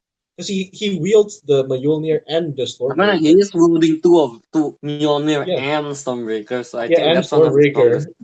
I mean, doesn't that make Mm. him like the strongest he's ever been? A fat Thor. I think so too. The Yeah. strongest, the most strongest Oh, version that of also him is reminds me the of another, like, going back, another line I really liked. No, give me that. I get the big one. You get the small one. Oh yeah, I like that one too. Oh yeah, that one. Yeah, here you get the small one. No, the whole movie's cool. But yeah, Teguh, so are you against the fat Thor, or are you okay with it? No, I liked it. I think I'm actually for it because considering the way they built Thor's character over all the previous movies, it seems very fitting. Like, it seems something that he would definitely do. Like, his reaction, like after losing everything and then killing Thanos and then just like having nothing to do after that. Thor being Thor, I think that's like the natural course of action. Yeah, and on top of that, like he technically ended up with the Guardians of the Galaxy, so a fat funny member would be an addition. I mean, we'll get to that, but yeah, I want to add on. I want to add on what Teguh said. Like, how much can a person? No, I was about to say how much can a person weigh? How much can you weigh? How much weight can you have on your shoulder?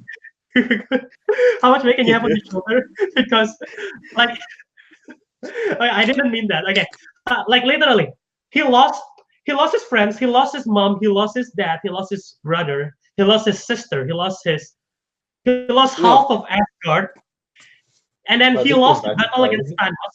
He could have saved thousands of people from getting snapped, but he didn't.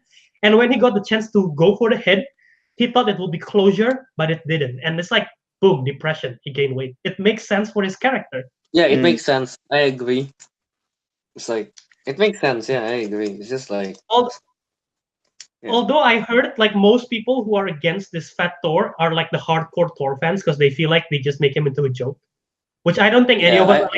None of us are like the biggest Thor fans. I feel like we love Thor, but not like our top two characters. I'm guessing. Yeah. Captain. Captain is my top two. America's ass is my heart. Noob Master. He might be actually he might be top two, at least top three for me. For you, okay. But you're not against Thor, so that's nice. No. Like, I mean, number one favorite definitely Iron Man. Now number two could either be Thor or Quill. I still like Captain the most. Interesting. Quill. But yeah, so I guess none of us are against fat Thor. So like it makes sense for us, right? I like fat Thor. Yeah, actually. The more I think about it, the better he is actually as being fat. Yeah, because the reason I really like it is because it makes sense. Yeah, like the said. I mean, you can say like, oh, it's just a joke, like he's fat. I mean, they mentioned Tony Stark mentioned Lebowski at one point, Big Lebowski. Yeah, that's why before Teguh was watching, before Teguh watched, I sent the gif of Lebowski, and I was like, spoiler without context. Yeah, that's what I meant. Because Tony Stark said Lebowski. Yeah. What's that name? Yeah, I forgot. I mean, there's a lot of. The moment when I see it now. Remember the moment when like he really want to do the snap. Yeah. I mean, it's sad because you can tell he feels worthless at that point, but he's clearly in no condition as well. So it's kind of sad and funny at the same time. But there are like so many funny moments from Thor when like talking about the reality stones and he's just like with the glasses. I think he's dead. That part. Is he asleep? No, I think he's dead. And then how he explained the reality and then how he explained the reality stones. So like, and yeah, my mother died, and I'm no longer with Jane Foster. And then like Bruce Banner is like, and then Scott Lang and War Machine is like looking at each other, and I'm like, no, And I'm Thor is like, I'm not, oh, okay, take a seat now. No, I still have stuff to say. I'm not finished yet. All right, take a drink. I would like a Bloody Mary. But then like everything turned around for him, like from the drunk, horrible, drunk, crazy, well, not crazy, like drunk hobo Thor, basically. Oh my god, hobo Thor comes to life from my Lego Marvel. Wow. Yes, But- you're right. You Oh my predicted God. Endgame long I before. Oh my predicted- god, you're right. But Alex, predicted Albert, Endgame you're Inside- spoiling us. inside joke, guys. But when he started talking to his mother, it's really sweet because like he never got closure with his mother. Well, he did get closure with his dad, so it's a really sweet moment. And we did mention the line, and I feel like that is the turning point when he starts to get more. He's feeling his old self again, and especially once he got the hammer, it's like it proves that I'm still worthy. So he's still like once again he feels it's like a turning point for him, which is nice. Yeah. And let's talk Yeah, about what you want to say something? No. What do you want Okay. to talk about? Who's next? Yeah. While we're still in Asgard, I wish we saw a moment where Rocket just stabs Jane Foster or something with that thingy. Yeah, I know, right? We didn't get to see that. I'm fine with it. But yeah, let's touch talking about Rocket, talking about Thor. Let's touch on the moment at the very end when he joins the Guardians of the Galaxy. Oh yeah, that Ah. part. Uh, I don't know how to. You guys I'm looking? happy with it. I'm hoping I'll be that. honest, though, I actually didn't expect that, to be honest, him joining. yeah, I wasn't expecting it. I didn't expect now I it. want However, it's very fitting, you know. Like yeah, Yeah, I like it. I like yeah, the idea. definitely. I hope that's the story for Guardians 3. Yeah. When I am Guardians 3, the story will be finding Gamora, I I think. feel like that's gonna be it. They're gonna find Gamora. Hopefully, Adam Warlock's involved, and there's Thor in there too. It'll be cool. And like the interaction between Thor and Star Lord is like just like the best. Like, Yeah, you're the captain. sure. Yeah, the captain. And then like they just look at each other. And they're like, it's like the way how they do it. It's like so funny. Just say that I'm the captain, but then you go ahead and touch the screen. And then like you should try to stab. You should try to use use the knife to fight with each other.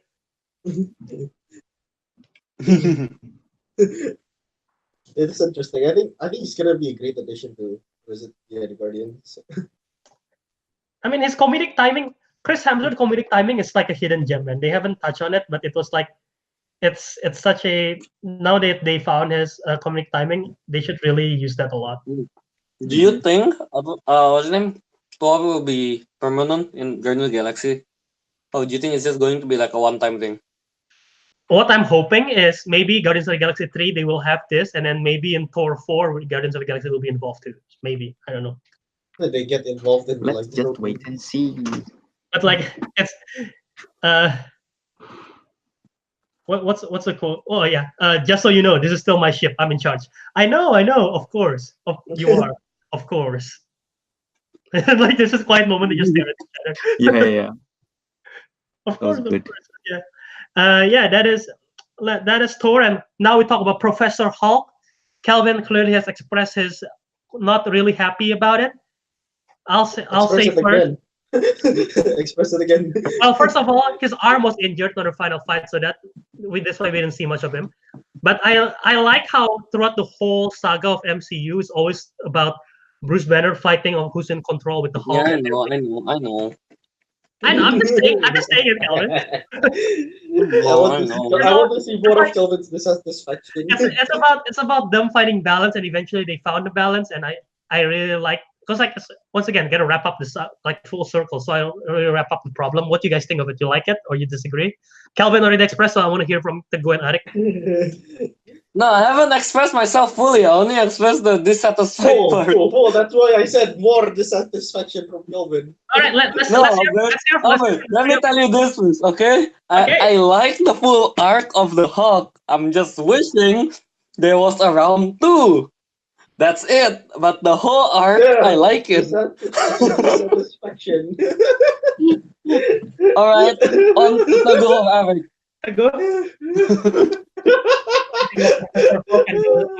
Thing is, The thing is, I don't like or hate it. I mean, you just kind of okay, with fine. it. I like it. I like it. I don't hate it, but I don't have a particular opinion about it because I was never like A Hulk fan kind of thing. like a big Hulk fan to begin with anyway. Yeah. So whatever happened to him, I just kind of accepted and like I enjoyed it. That was the point. But yeah. Okay. You, All right. you want a round 2 of Hulk and Thanos though. Oh yeah. I didn't. That would be nice. But wait, Kelvin, but the thing is Kelvin. because like Albert Kelvin. said, because his arm was injured, I understand why. And I think I actually wait. I didn't notice and his I arm think was injured. him injuring his arm for the snap is a sufficient trade-off for not having Reason. round 2.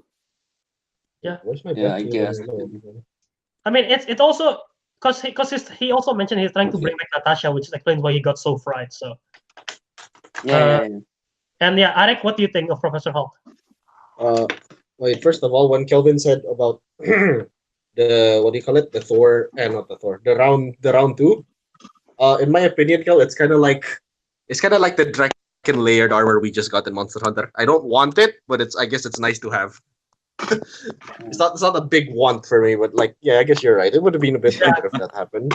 It would have been nice, but Agreed. I'm convinced Ariq we don't need it too because like once again with the arc that they're going, it wouldn't make sense if Professor Hulk suddenly go berserk again.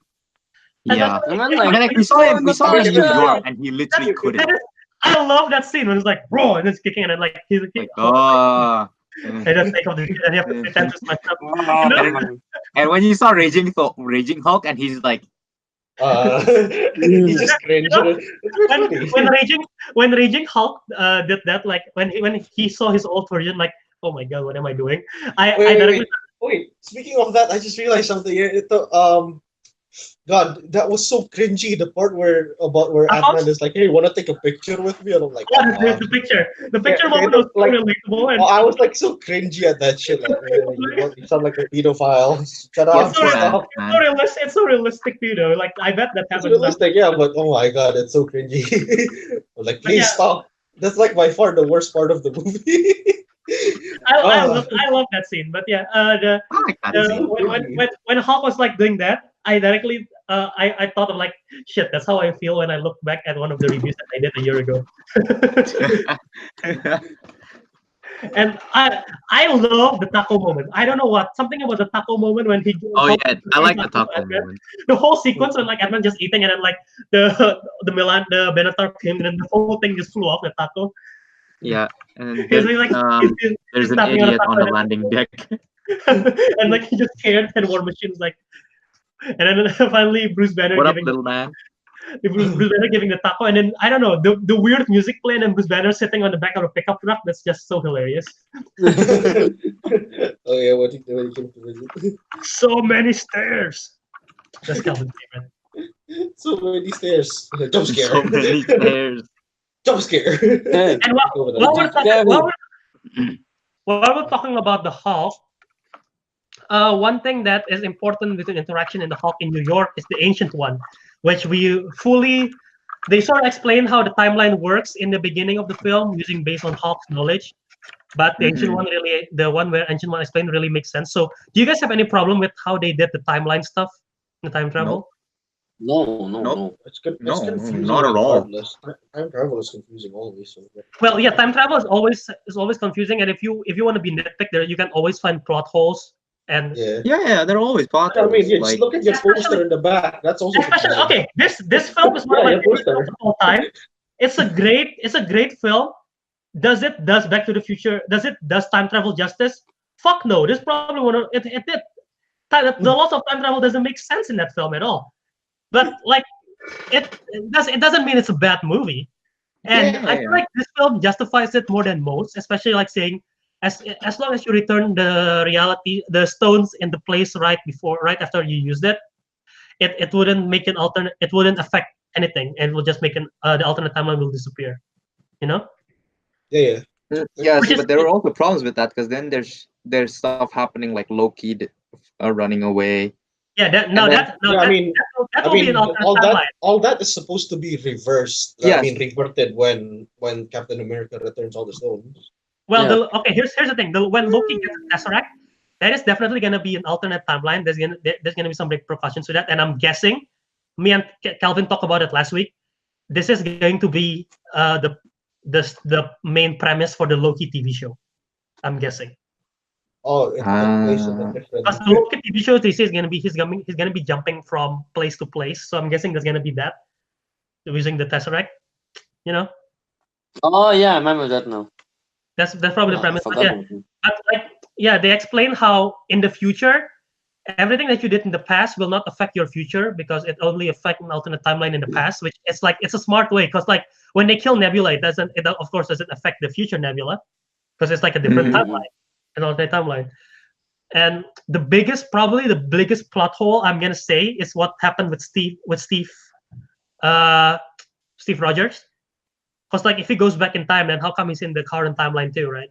That's probably the biggest plot hole for me. But surprisingly, Steve Rogers or what? like no, because like how did he go back to the main timeline, right? But surprisingly, Russo brothers have explained. They went on an interview and they explained what happened to the Chris Evans stuff. And I'm trying to find a quote here. But what they say is like, well, that is a question, right? What happened? How did he goes back to the main timeline if he goes back in another timeline to live with Peggy? Maybe there is a story to tell over there. So maybe they're just teasing that there's another story, but yeah. And yeah, huh? I mean, he never lost the Pym particle. That's true. He could just go back. That's right. Mm. And yeah, the explanation of the timeline where you cannot change the past explains. And one of my favorite moments from the film when Rhodey is like, "Why don't we just go to Baby Thanos?" And like, yeah. First of all, that's horrible. It explains the logic that you cannot just go back in time and kill Thanos before it happened because you gotta make sure. Yeah. So I feel like the time travel was pretty good. Agreed. All right. Yes. And yeah, Ancient One was there. One thing that I didn't expect from this film is like all the characters that was there, like Ancient One and like the Frank Ramlo and Alexander Pierce. Was not there. Who was Phil Coulson? Yeah. That's sad. But yeah, Alexander Pierce was there, which I didn't expect. Well, and yeah, of course we saw Howard Stark and everything. And one thing, if you watch the Agent Carter show, Jarvis from Agent Carter, which is literally Howard Stark's butler, he is in the film for like one brief moment. Yeah. I know. Yeah. That is the first time a character that is originally from a TV show is in the MCU. So. Yeah. Interesting. Right. So yeah, we covered the main one. Let's talk about Black Widow and her death. What do you guys think? Did you guys like her arc? Did you guys like how? I like her death. What? I like how they kept me guessing because I really didn't know. I agree. I mean, I figured out that Hawkeye and Black Widow were gonna fight over who to sacrifice themselves. Mm-hmm. But I like how they didn't make it obvious who was gonna die. Yeah. Mm-hmm. Yeah. And there was like a mini fight. Because the thing is like both of them have a good what's the name? Reason to sacrifice. Yeah. Yeah, and they also have a good reason to not die. Yeah, exactly. That's why it's like kind of keep us guessing. And how convenient it is that both of them are the one that got sent to Boromir. Imagine if it's like Nebula and Black Widow, like Well, I don't love you. You don't love me. Now what? But yeah, you guys are right. Keep them guessing at the very end. That was also what I think, and I like the choreography of the fight. The fight was pretty cool in there. But yes. To me, it makes more sense that Black Widow is one who dies. I'll be honest, I've never seen anyone fighting try to kill themselves. No, I want to die. No, me.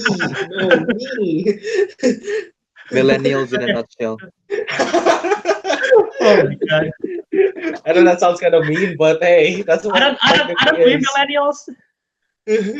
I mean, I know that sounds kind of mean, but technically that We're It's is. more just the like memes, millennials man. and It's just Gen the Z. memes. But yeah, I feel like Black Widow has more reason. It makes more sense for her to die because, like in the beginning of the film, when she was eating the sandwich and talking to Captain America, before all this, I didn't have a family, and then I got you guys. So she's like, literally, Yeah. Avengers is her family. She got no one else. And when she died, she's sacrificing not only for the better of the world, but also sacrificing for her family to bring them back. So it's more poetic in that way. Because like even though Clint Barton at that point he's fighting, he doesn't have anything else to lose because he thought everything is gone, right? But he still have a chance to reunite with his family. So at the other Um, hand, Widow doesn't really have that aside from the Avengers. and So like, she rather Albert, just die for them.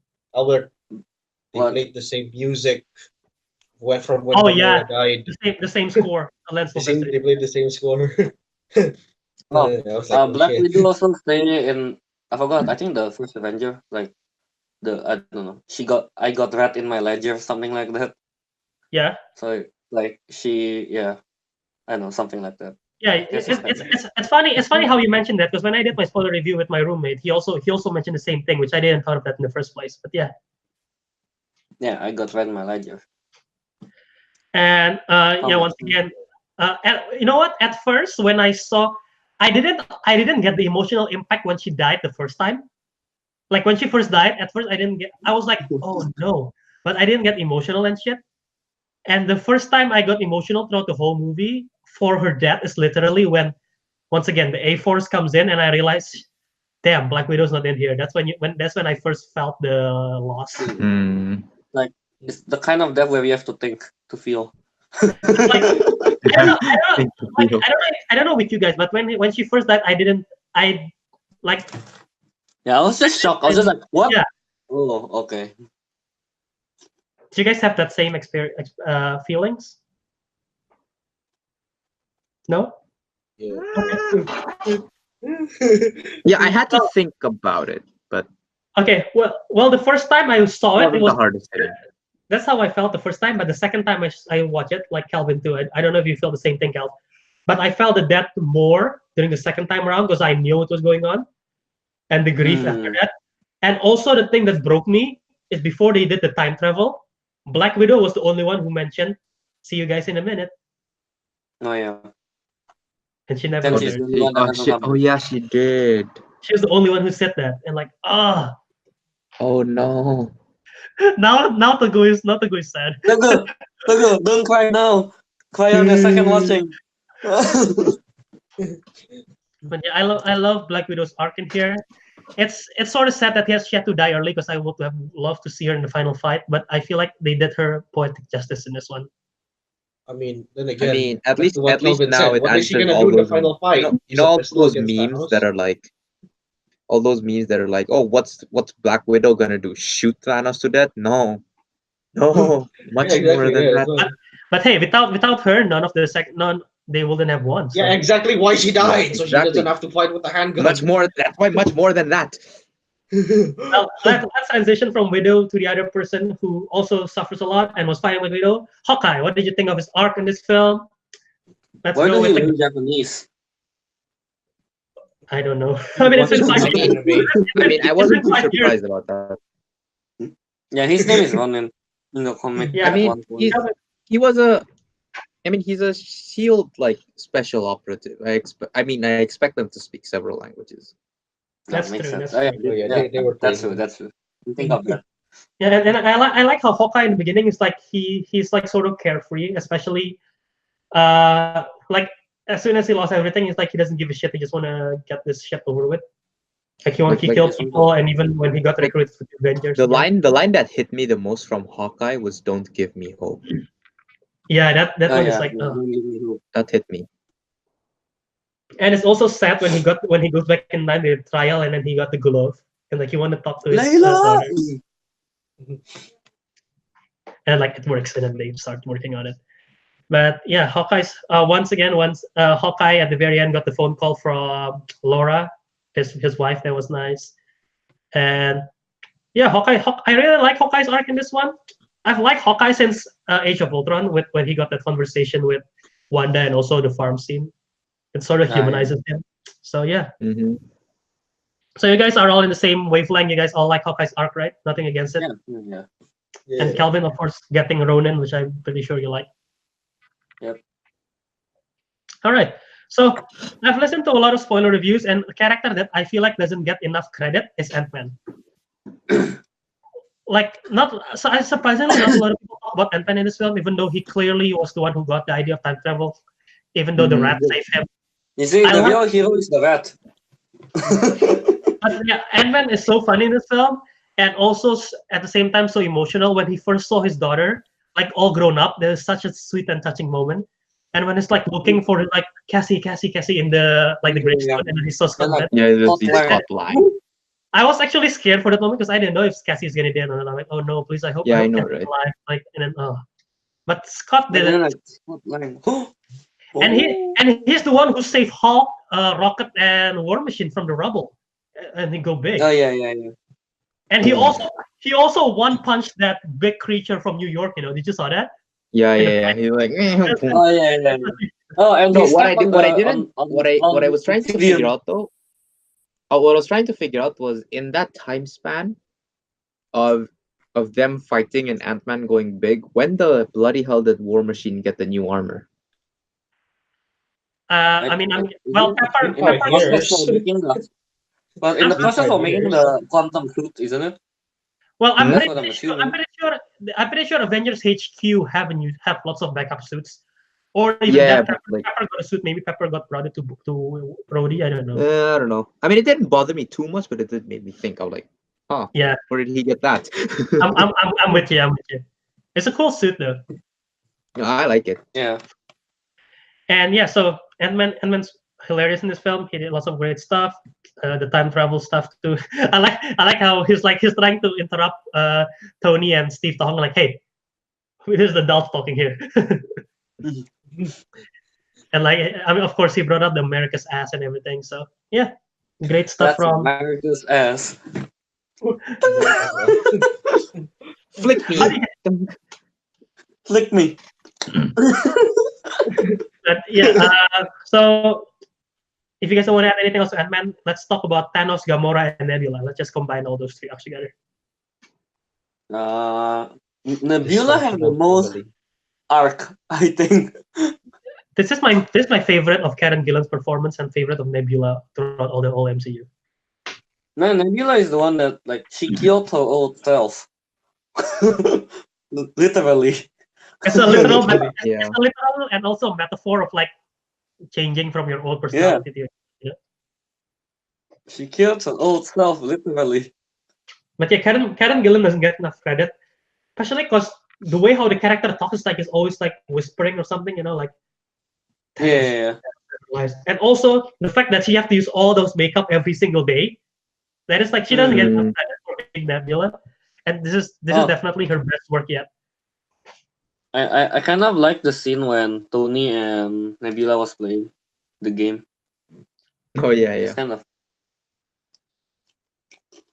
Okay. Yeah. I heard. Well, there has been some people saying oh, I don't like how Gamora just turned so quickly to the good side. Are you guys against that? I'm not against that because it makes sense. But I want to hear you guys first. Isn't Gamora? I thought Gamora is already against Thanos. That's what I thought. Yeah, from the beginning, right? Because even from the first Guardians of the Galaxy movie, they made it clear that Gamora was not with Thanos' plan. Yeah, exactly. So for me, it made sense. Yeah, this whole time she's already against Thanos, so it makes sense until it's just the way how she moves on is faster now because Nebula just told her 5 years later everything. I mean, the thing is, and then Gamora was already working. And then the part where Gamora said, "Is this the guy?" Yeah, This is the guy. This is the guy. Or is the tree. But yeah, Gamora, it makes sense to me, the arc of Gamora, how she moved, because Teguh said, she's always against Thanos the first place. She's just the realization of that. I mean, sure, it was fast, but the thing is, I mean, she already had plans in motion, and then Nebula from the future appearing, just kind of okay, I want to do this from the Accelerated. beginning anyway. Let's go. Yeah. And it's also kind of like sweet how at first it's Gamora who recruits Nebula to the brighter side, and now it's like sort of the opposite, you know. Yeah. But let's talk Men in about Thanos, the Black. big bad in here. Did you? Thanos? Kelvin, go ahead. Me? I don't know. Thanos Oh. is just Thanos. It's just cool. all I was gonna say is because I've heard some people saying like, oh, they turned Thanos into they turned him into one-dimensional villain once again. You guys have any thoughts on that? Awkward silence. I'm collecting my thoughts. Okay, well, I'll speak then. I'll speak, so we don't have awkward silence. This version of Thanos, 2014 version, I feel like is a scarier version of Thanos because it's more bloodthirst. This is when he's still like going to planets and decimating half of the population, which is why he got like the battle axe thingy. But no, it's not He's still doing it by hand there. Yeah, he's still personally doing it. So he's still first, he's still bloodthirsty. Second, he realized that his plan has succeeded, but they are not grateful for it. So he's unhappy and he just wants to decimate everyone and recreate everyone from scratch. That is scary, and that is, I don't understand how people say that, oh, that's like one-dimensional, because he still have the same mindset. He wants balance in the first place, but he doesn't get he's like, now it's personal for him. Like previously it wasn't personal, now it's personal, so it's scarier because he doesn't give a shit. He just like shit. Because like he knows his the 50% thing didn't work. I was like, oh yeah, because you learned that like the 50% will fight back to restore it. It's like, well, might as well start over. I mean, he explained everything. No, I don't think it was one-dimensional. Yeah, I don't think it was one-dimensional either. It became more typical, sure, but I think it was a logical evolution. Yeah. Ariq, you've been awfully quiet. Yeah, why? Like if I was like out there trying to kill 50% of mosquitoes, and then I find out those mosquitoes are trying to kill me now, I'm like, oh, fine, I'll just kill all of you. You know? I'm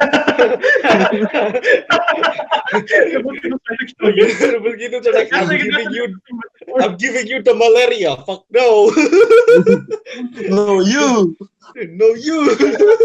I'm starting to get more convinced that Thanos is one of the best villains in movies, period, especially from these two films. Like, dude, the way how he saw his own death coming, and it's like, that is destiny. Like, what the hell? I haven't decided. I can't go as far as to claim that, but I would definitely consider it's up there. Yeah. All right. He's definitely up there. Yeah. Okay, let's go real quick about talking about some of the newer Avengers. Spider-Man didn't have much time. Black Panther didn't have much time. Captain Marvel, we sort of discussed that a bit in the beginning. But let's just talk about some of the Avengers that we saw that comes back from the dead or everything. What you guys think of them? Let's go with Ariq first. If anything you have to say, like criticism or something that you like. Any criticism? About the newer Avengers, like Captain Marvel or Black Panther, Spider-Man, Doctor Strange, or whatever. Yeah, that's the thing. Love Spider-Man. That's the thing, though. I'm not sure if I've seen enough to make like a decision about what they're gonna be like later on. Could be better than the previous Avenger, and you don't know that shit. But they have nothing going on against their storylines in the film, right? I guess there's not much storyline in the film between the newer Avengers, except maybe Doctor Strange, because he's the one who did the one thingy, and like. No, I like that. I like that. He's like. Yeah. Telling Tony this is the one, you know. Oh like, yeah. Like after saying if I told you now that wouldn't happen. If I told you, Kelvin, that was our entire fight against Behemoth. Is this the one we're gonna win? If I told you that, it's not gonna be it. You didn't tell us until like the very last. I was like, but yeah, was it Captain Marvel? She's probably the most, sadly, it's the most underwhelming part of the film for me. Yeah. But Captain Marvel? I feel like, yeah. Mm-hmm. I mean, I like her arc that she's not the one who saved everyone. I'm glad she didn't do that. But I don't know, something something feels underwhelming about her storyline and everything that she does in the film. I like it. I just thought that the audience reaction is also not that high for Captain Marvel. I mean, it's because I think they just didn't have enough time to develop her. That's true. She's like, only one movie away from Endgame. That's the thing. Yeah, it's literally one episode of the film. So yeah. Yeah, she feels new. Like there's no connection. No, it feels like she's just there, Kanye. Yeah, like there's no connection. Like I think the Goosebumps has no real motivation to. It's like no, not motivation, connection to all the Avengers. She has no like. That's definitely true. And see, like hopefully going forward. There. Yeah. Well, hopefully going forward we get to see more of Captain Marvel. Like maybe humble her a bit because she's like very cocky too. I hope when Thanos knock her out, that humble her. It's like shit. I've never been knocked out before. Yeah, no. But let's transition from that to like some predictions for the future of MCU. Let's start with the passing of the Shield first. Bucky, Falcon, Captain America. Do you guys like that Falcon got it, or are you against it? Well, I don't know what Imagine a flying. Imagine a flying America. Wait, what? I was not against America, it, but I was shocked that they gave it to Falcon. Okay, Kelvin.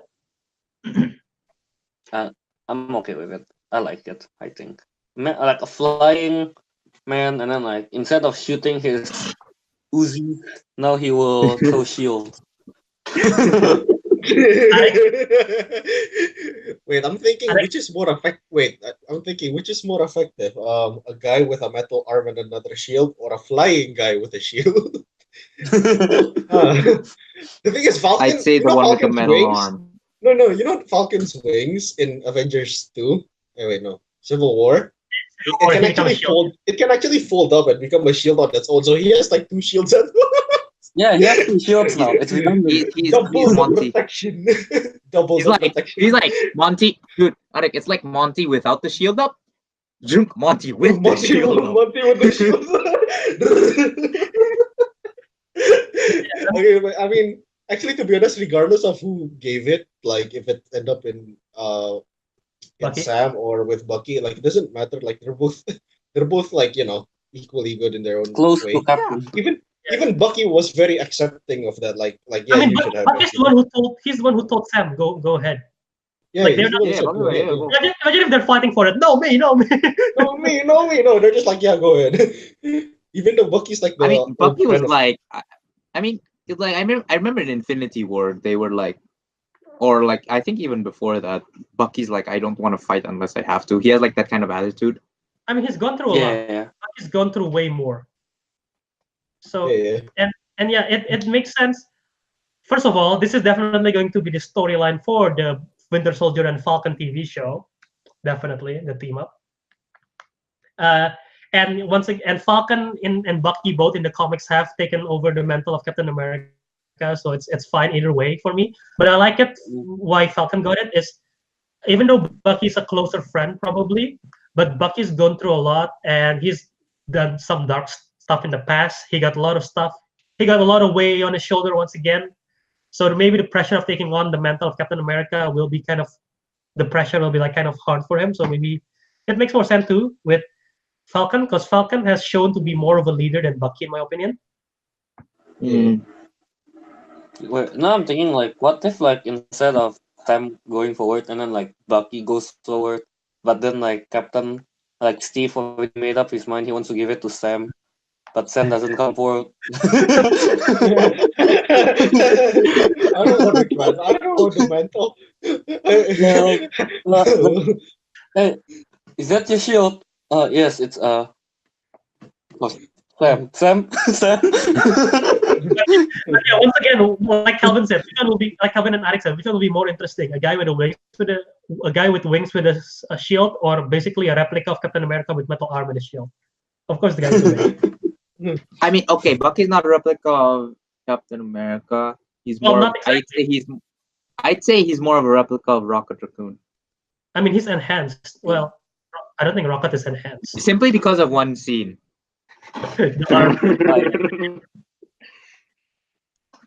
All right, so Cool. that is definitely the plot for that.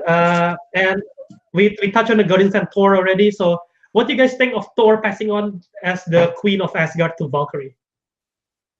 Okay. Not sure. I don't mind. Yeah, she's the queen of a Scandinavian town, so whatever. Yeah, so I mean, what's gonna happen? You know. Yeah. Yeah, Are they just I'm gonna interested get, to are see they what's just going gonna on. get drunk on vodka? What Yeah, do I'm Or just- Iceland are they gonna do? push for women's rights? I mean, all the Scandinavian countries are already doing it, so might as well. Yeah. Wow, we have to go there. But yeah, I like the passing on the torch, They don't if you have to. and yeah, the Pegasus, the Valkyrie with the Pegasus is so fucking awesome. Okay. Yeah, So the yeah, the top is future. really cool. Well, we don't know what's going to be the future of the Avengers. Definitely, we don't know who's going to be returning. But yeah, Spider-Man, Black Panther, Captain Marvel is probably going to be the main trio going forward. I'm guessing. Hopefully, Scarlet Witch is going to be back. Because I really like her character. But that is, I'm guessing that's all we have to. Because that Wait, they tease some stuff for the future, but I'm guessing that's all they tease for the future. Unless I'm Wait, missing. I just thought of something very kind of unrelated to Endgame, but related to Valkyrie. How do you pronounce multiple Pegasus? Is it Pegasuses or Pegasus? Pegasi. Oh really? Oh, Is really? it actually Pegasi? Pegasi. It's Come on, Pegasi. Teguh, let me know. Teguh, you're ruining the joke. Interesting. Okay. Stop with the knowledge, Teguh. It's kind of a legit question though. Like, is it? Yeah. What is it? How do you call multiple Pegasus? Google Yeah, I it. don't know that either. Pegasi. Pegasi. All Okay, right. I didn't know that. So, Word of the day, Pegasus. so the saga for the Infinity Saga has come to an end. Well, even though the Phase 3 apparently is gonna end with Spider-Man Far From Home, but Infinity Saga has come to an end. So I'm gonna asking each of you, who are your top 3 heroes in the MCU? The whole Starting MCU from or who? just the movie? Whole MCU. Oh, I'm Whole seeing. MCU. Shit. Does anyone have their list already? I told you guys Uh, beforehand to practice. Mine I is mean, I Captain. kind of have mine. I just kind of just You're unsure. remembered someone, so Oh. I'm kind of contemplating. So, I mean, I already told you I know before that mine. definitely Iron Man. I'm not Okay, sure about that. what's your number 1, number 2, and number 3 in order? Me, Cool. one definitely Iron Man. Okay. 2, And then?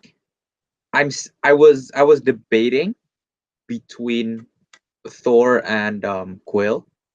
Mm. But then, I mean, I wouldn't, based on the movies alone, the standalone movies, I would not put him here. But after the development of Infinity War, I am considering Spider-Man. Oh, okay. Because I mean, just from the 3 movies, not 3, the 2 like Spider-Man movies, I really liked it, And but Civil not War. enough. But then I liked his development in Infinity War. Okay. True. All right. You don't need to Oh, make a definitive top 3. That's a good list. I mean, that's like 4, but yeah. Yeah, that's all right. And Kelvin, Captain, Iron Man. which captain? Did you say Captain Iron Man? Captain America. Captain Iron Man. I'm assuming Captain America, right? Not Captain Marvel. Yeah, Captain America. Of course, Albert. There's 2 captains I don't now. give a shit about Captain Marvel. She's only one movie. Okay, 2 movies in. Yeah, that's fair. I like her haircut, but yeah. So Captain America, Iron Man, and who? Thor. Okay, so the big 3. Yeah, the big 3 basically. Yeah. All right. So Ariq. First for me is Thor. Ooh, Second okay. is, I think, second because of Endgame mainly is Iron Man. Second, and third is, I'm actually kind of stuck in America's this one. best. It's actually between Captain America or Spider-Man that I still haven't made up, to be honest with you. Because I just like Spider-Man like as a personality, but Captain America is more like, like he's more into the story. You know what I mean? Yeah. Well, for me, the top 2 are very obvious. Number 3, I'm struggling so hard right now. I'm gonna decide this on the go because I still have all the list. Number 1, obviously, is Captain America, which is why I love this film so much, because I feel like, once again, this film is mostly Captain America and Iron Man story, while Infinity War feels like a Thor and Thanos story more. So Captain America is number 1 for me. Iron Man is number 2. I've grown to love Iron Man more and more every time I see in the film, and then this film really cement him in number 2 in my list. And number 3 is so hard. I'm just gonna mention some of the honorable mentions that I list down, and then I'm gonna tell you which one I'm gonna decide on. I wrote down Spider-Man, Thor, Black Panther, Scarlet Witch, and I just thought of Ant-Man, and I really like Ant-Man. But I think I'm gonna eliminate Thor and Black Panther from contention from the top 3. So either Scarlet Witch, Spider-Man, or Ant-Man. I think I have to go. I think I have to go. I think I have to go with Scarlet Witch just because her journey that she goes through and her character and her powers is just. I just love the character. Plus, she's fucking awesome. She's fucking badass, and Elizabeth Olsen is awesome. So yeah, I guess that's my top 3: Spider-Man and Ant-Man as honorable mentions. So before we wrap up, just one final big question: what do you think are the Oscar potential for this film?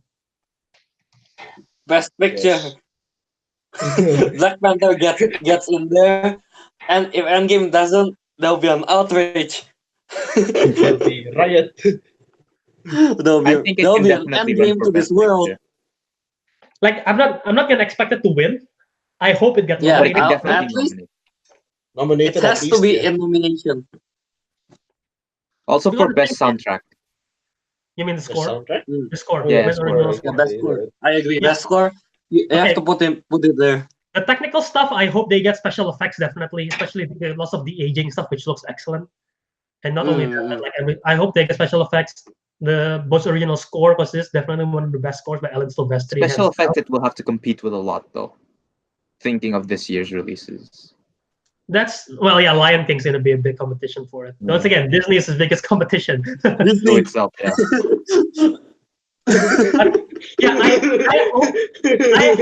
I hope they get nominated for Best Picture, because first of all, the thing that bugs me is Oscars have like 10 slots for nominations, but they always only have used up like 9 or 8 slots. I don't understand why they never used all 10, which is annoying. And Return of the King got nominated, one because it's a great film, this one is also a great film, but Return of the King was nominated also because it builds up the whole Lord of the Rings trilogy, like sort of like a homage to it, like, oh, you did this is your congratulations. So I feel like you might definitely 22 films, 11 years, Endgame deserves this, so hopefully they got nominated. And I agree. do you think, the best performance out of this film is probably Robert Downey Jr.? Do you think you have a chance in Best Actor or something? Sure. Why not? I would say he have a chance. He have a chance. He might be in consideration, but since we're early in the year, I don't know what the competition is, but hopefully. Yeah, exactly.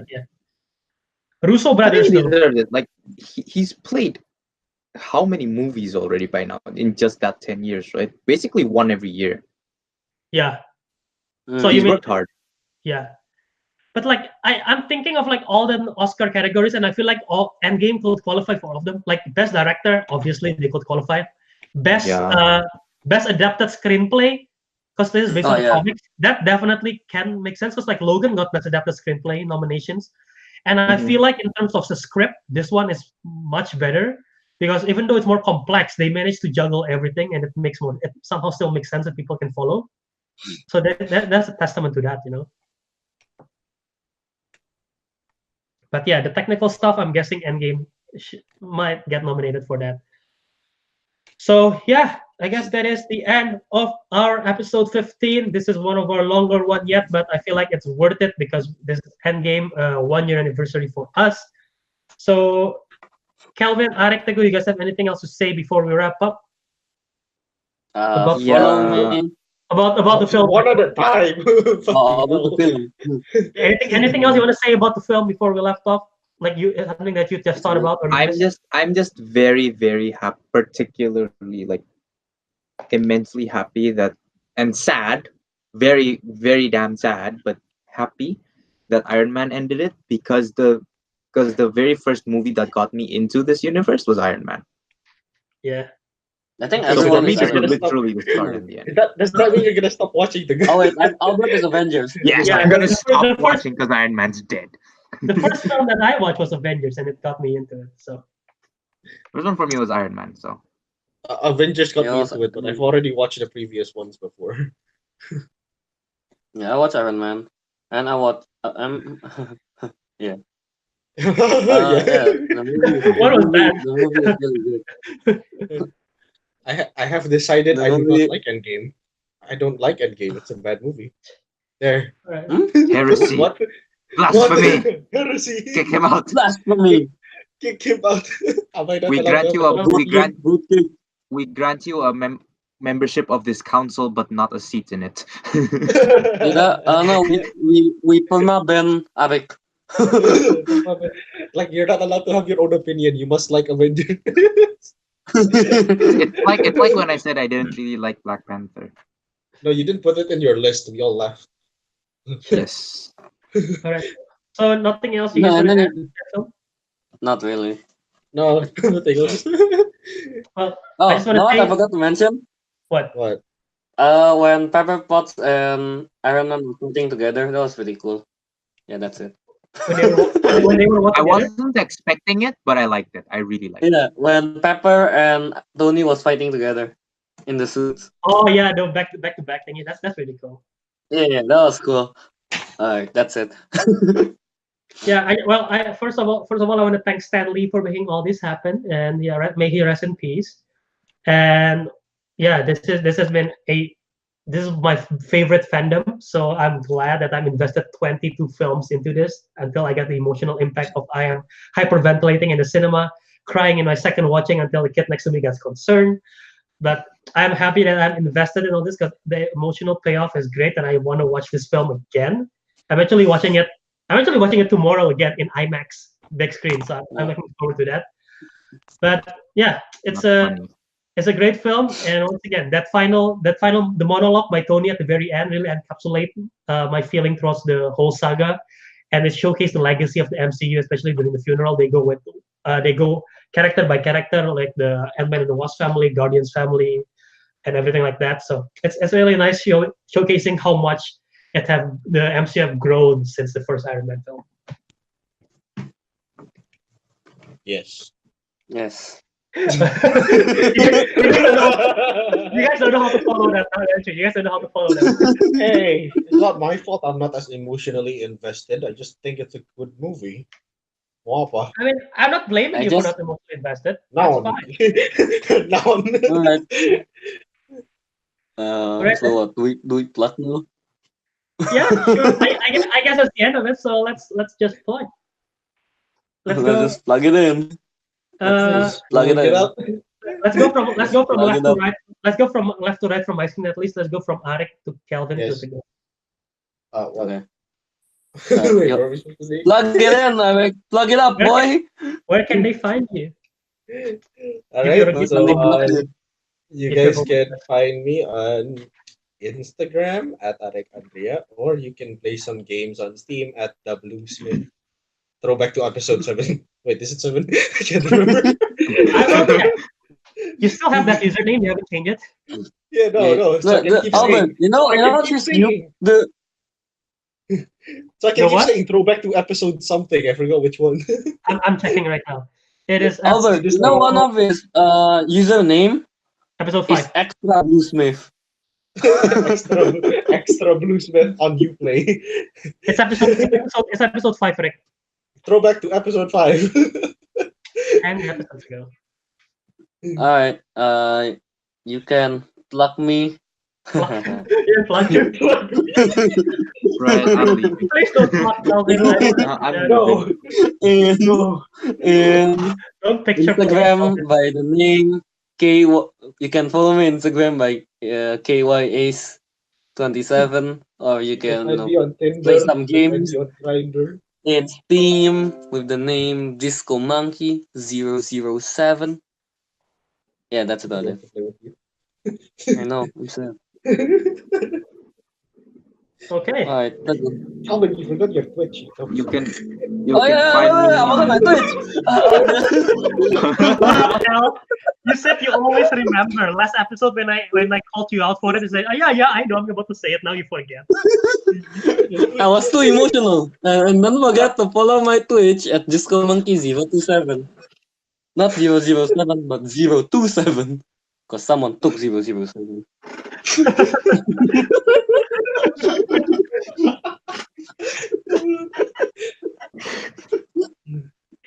Okay. As The good for line, me, everyone I go. guess find me. you can find me on Instagram at TG23399. And Alright. you can find me on Steam as Deep Fried Tofu. No caps, all one word. Why? Deep Fried Tofu. Why? I don't That's know. the first thing I asked And the him. user picture is a picture of deep fried tofu, so that's how you know you got now the I'm right guy. craving for deep fried tofu to go. God damn you. It's on Steam. The search. All right, so I guess my turn. Yeah. Well, you can Get find me, up, boy. you can Yeah, find me on plug Twitter me. and Instagram at Wiradharma. I post lots of stuff on Twitter. I'm very active there, Instagram as well. And follow me on, if you're listening on YouTube, if you're watching on YouTube, then if you haven't subscribed, go subscribe. It's at Jaw Movies. If you're not, then go check it out. I make movie reviews, trailer reactions, Modown stuff, and of course this podcast is up there. So a lot of this summer is coming around the corner. Even though I have summer class, I'm guessing I'm have more free time, so I'm making more stuff in there. So don't miss out, and so subscribe to that. And for our podcast itself, if you have not subscribed, go subscribe to our podcast. It's available in Apple Podcasts, Castbox, Spotify, Anchor, Podbean, all those kind of stuff. And don't forget to leave a review and wherever possible. It really helps us in the algorithm so people can find us. And I just want to give a brief shout out to the people who's listening in Japan, in Tokyo, and also the people from Australia and New South Wales. They're our most active listeners right now. So I'm just giving them the shout out for that.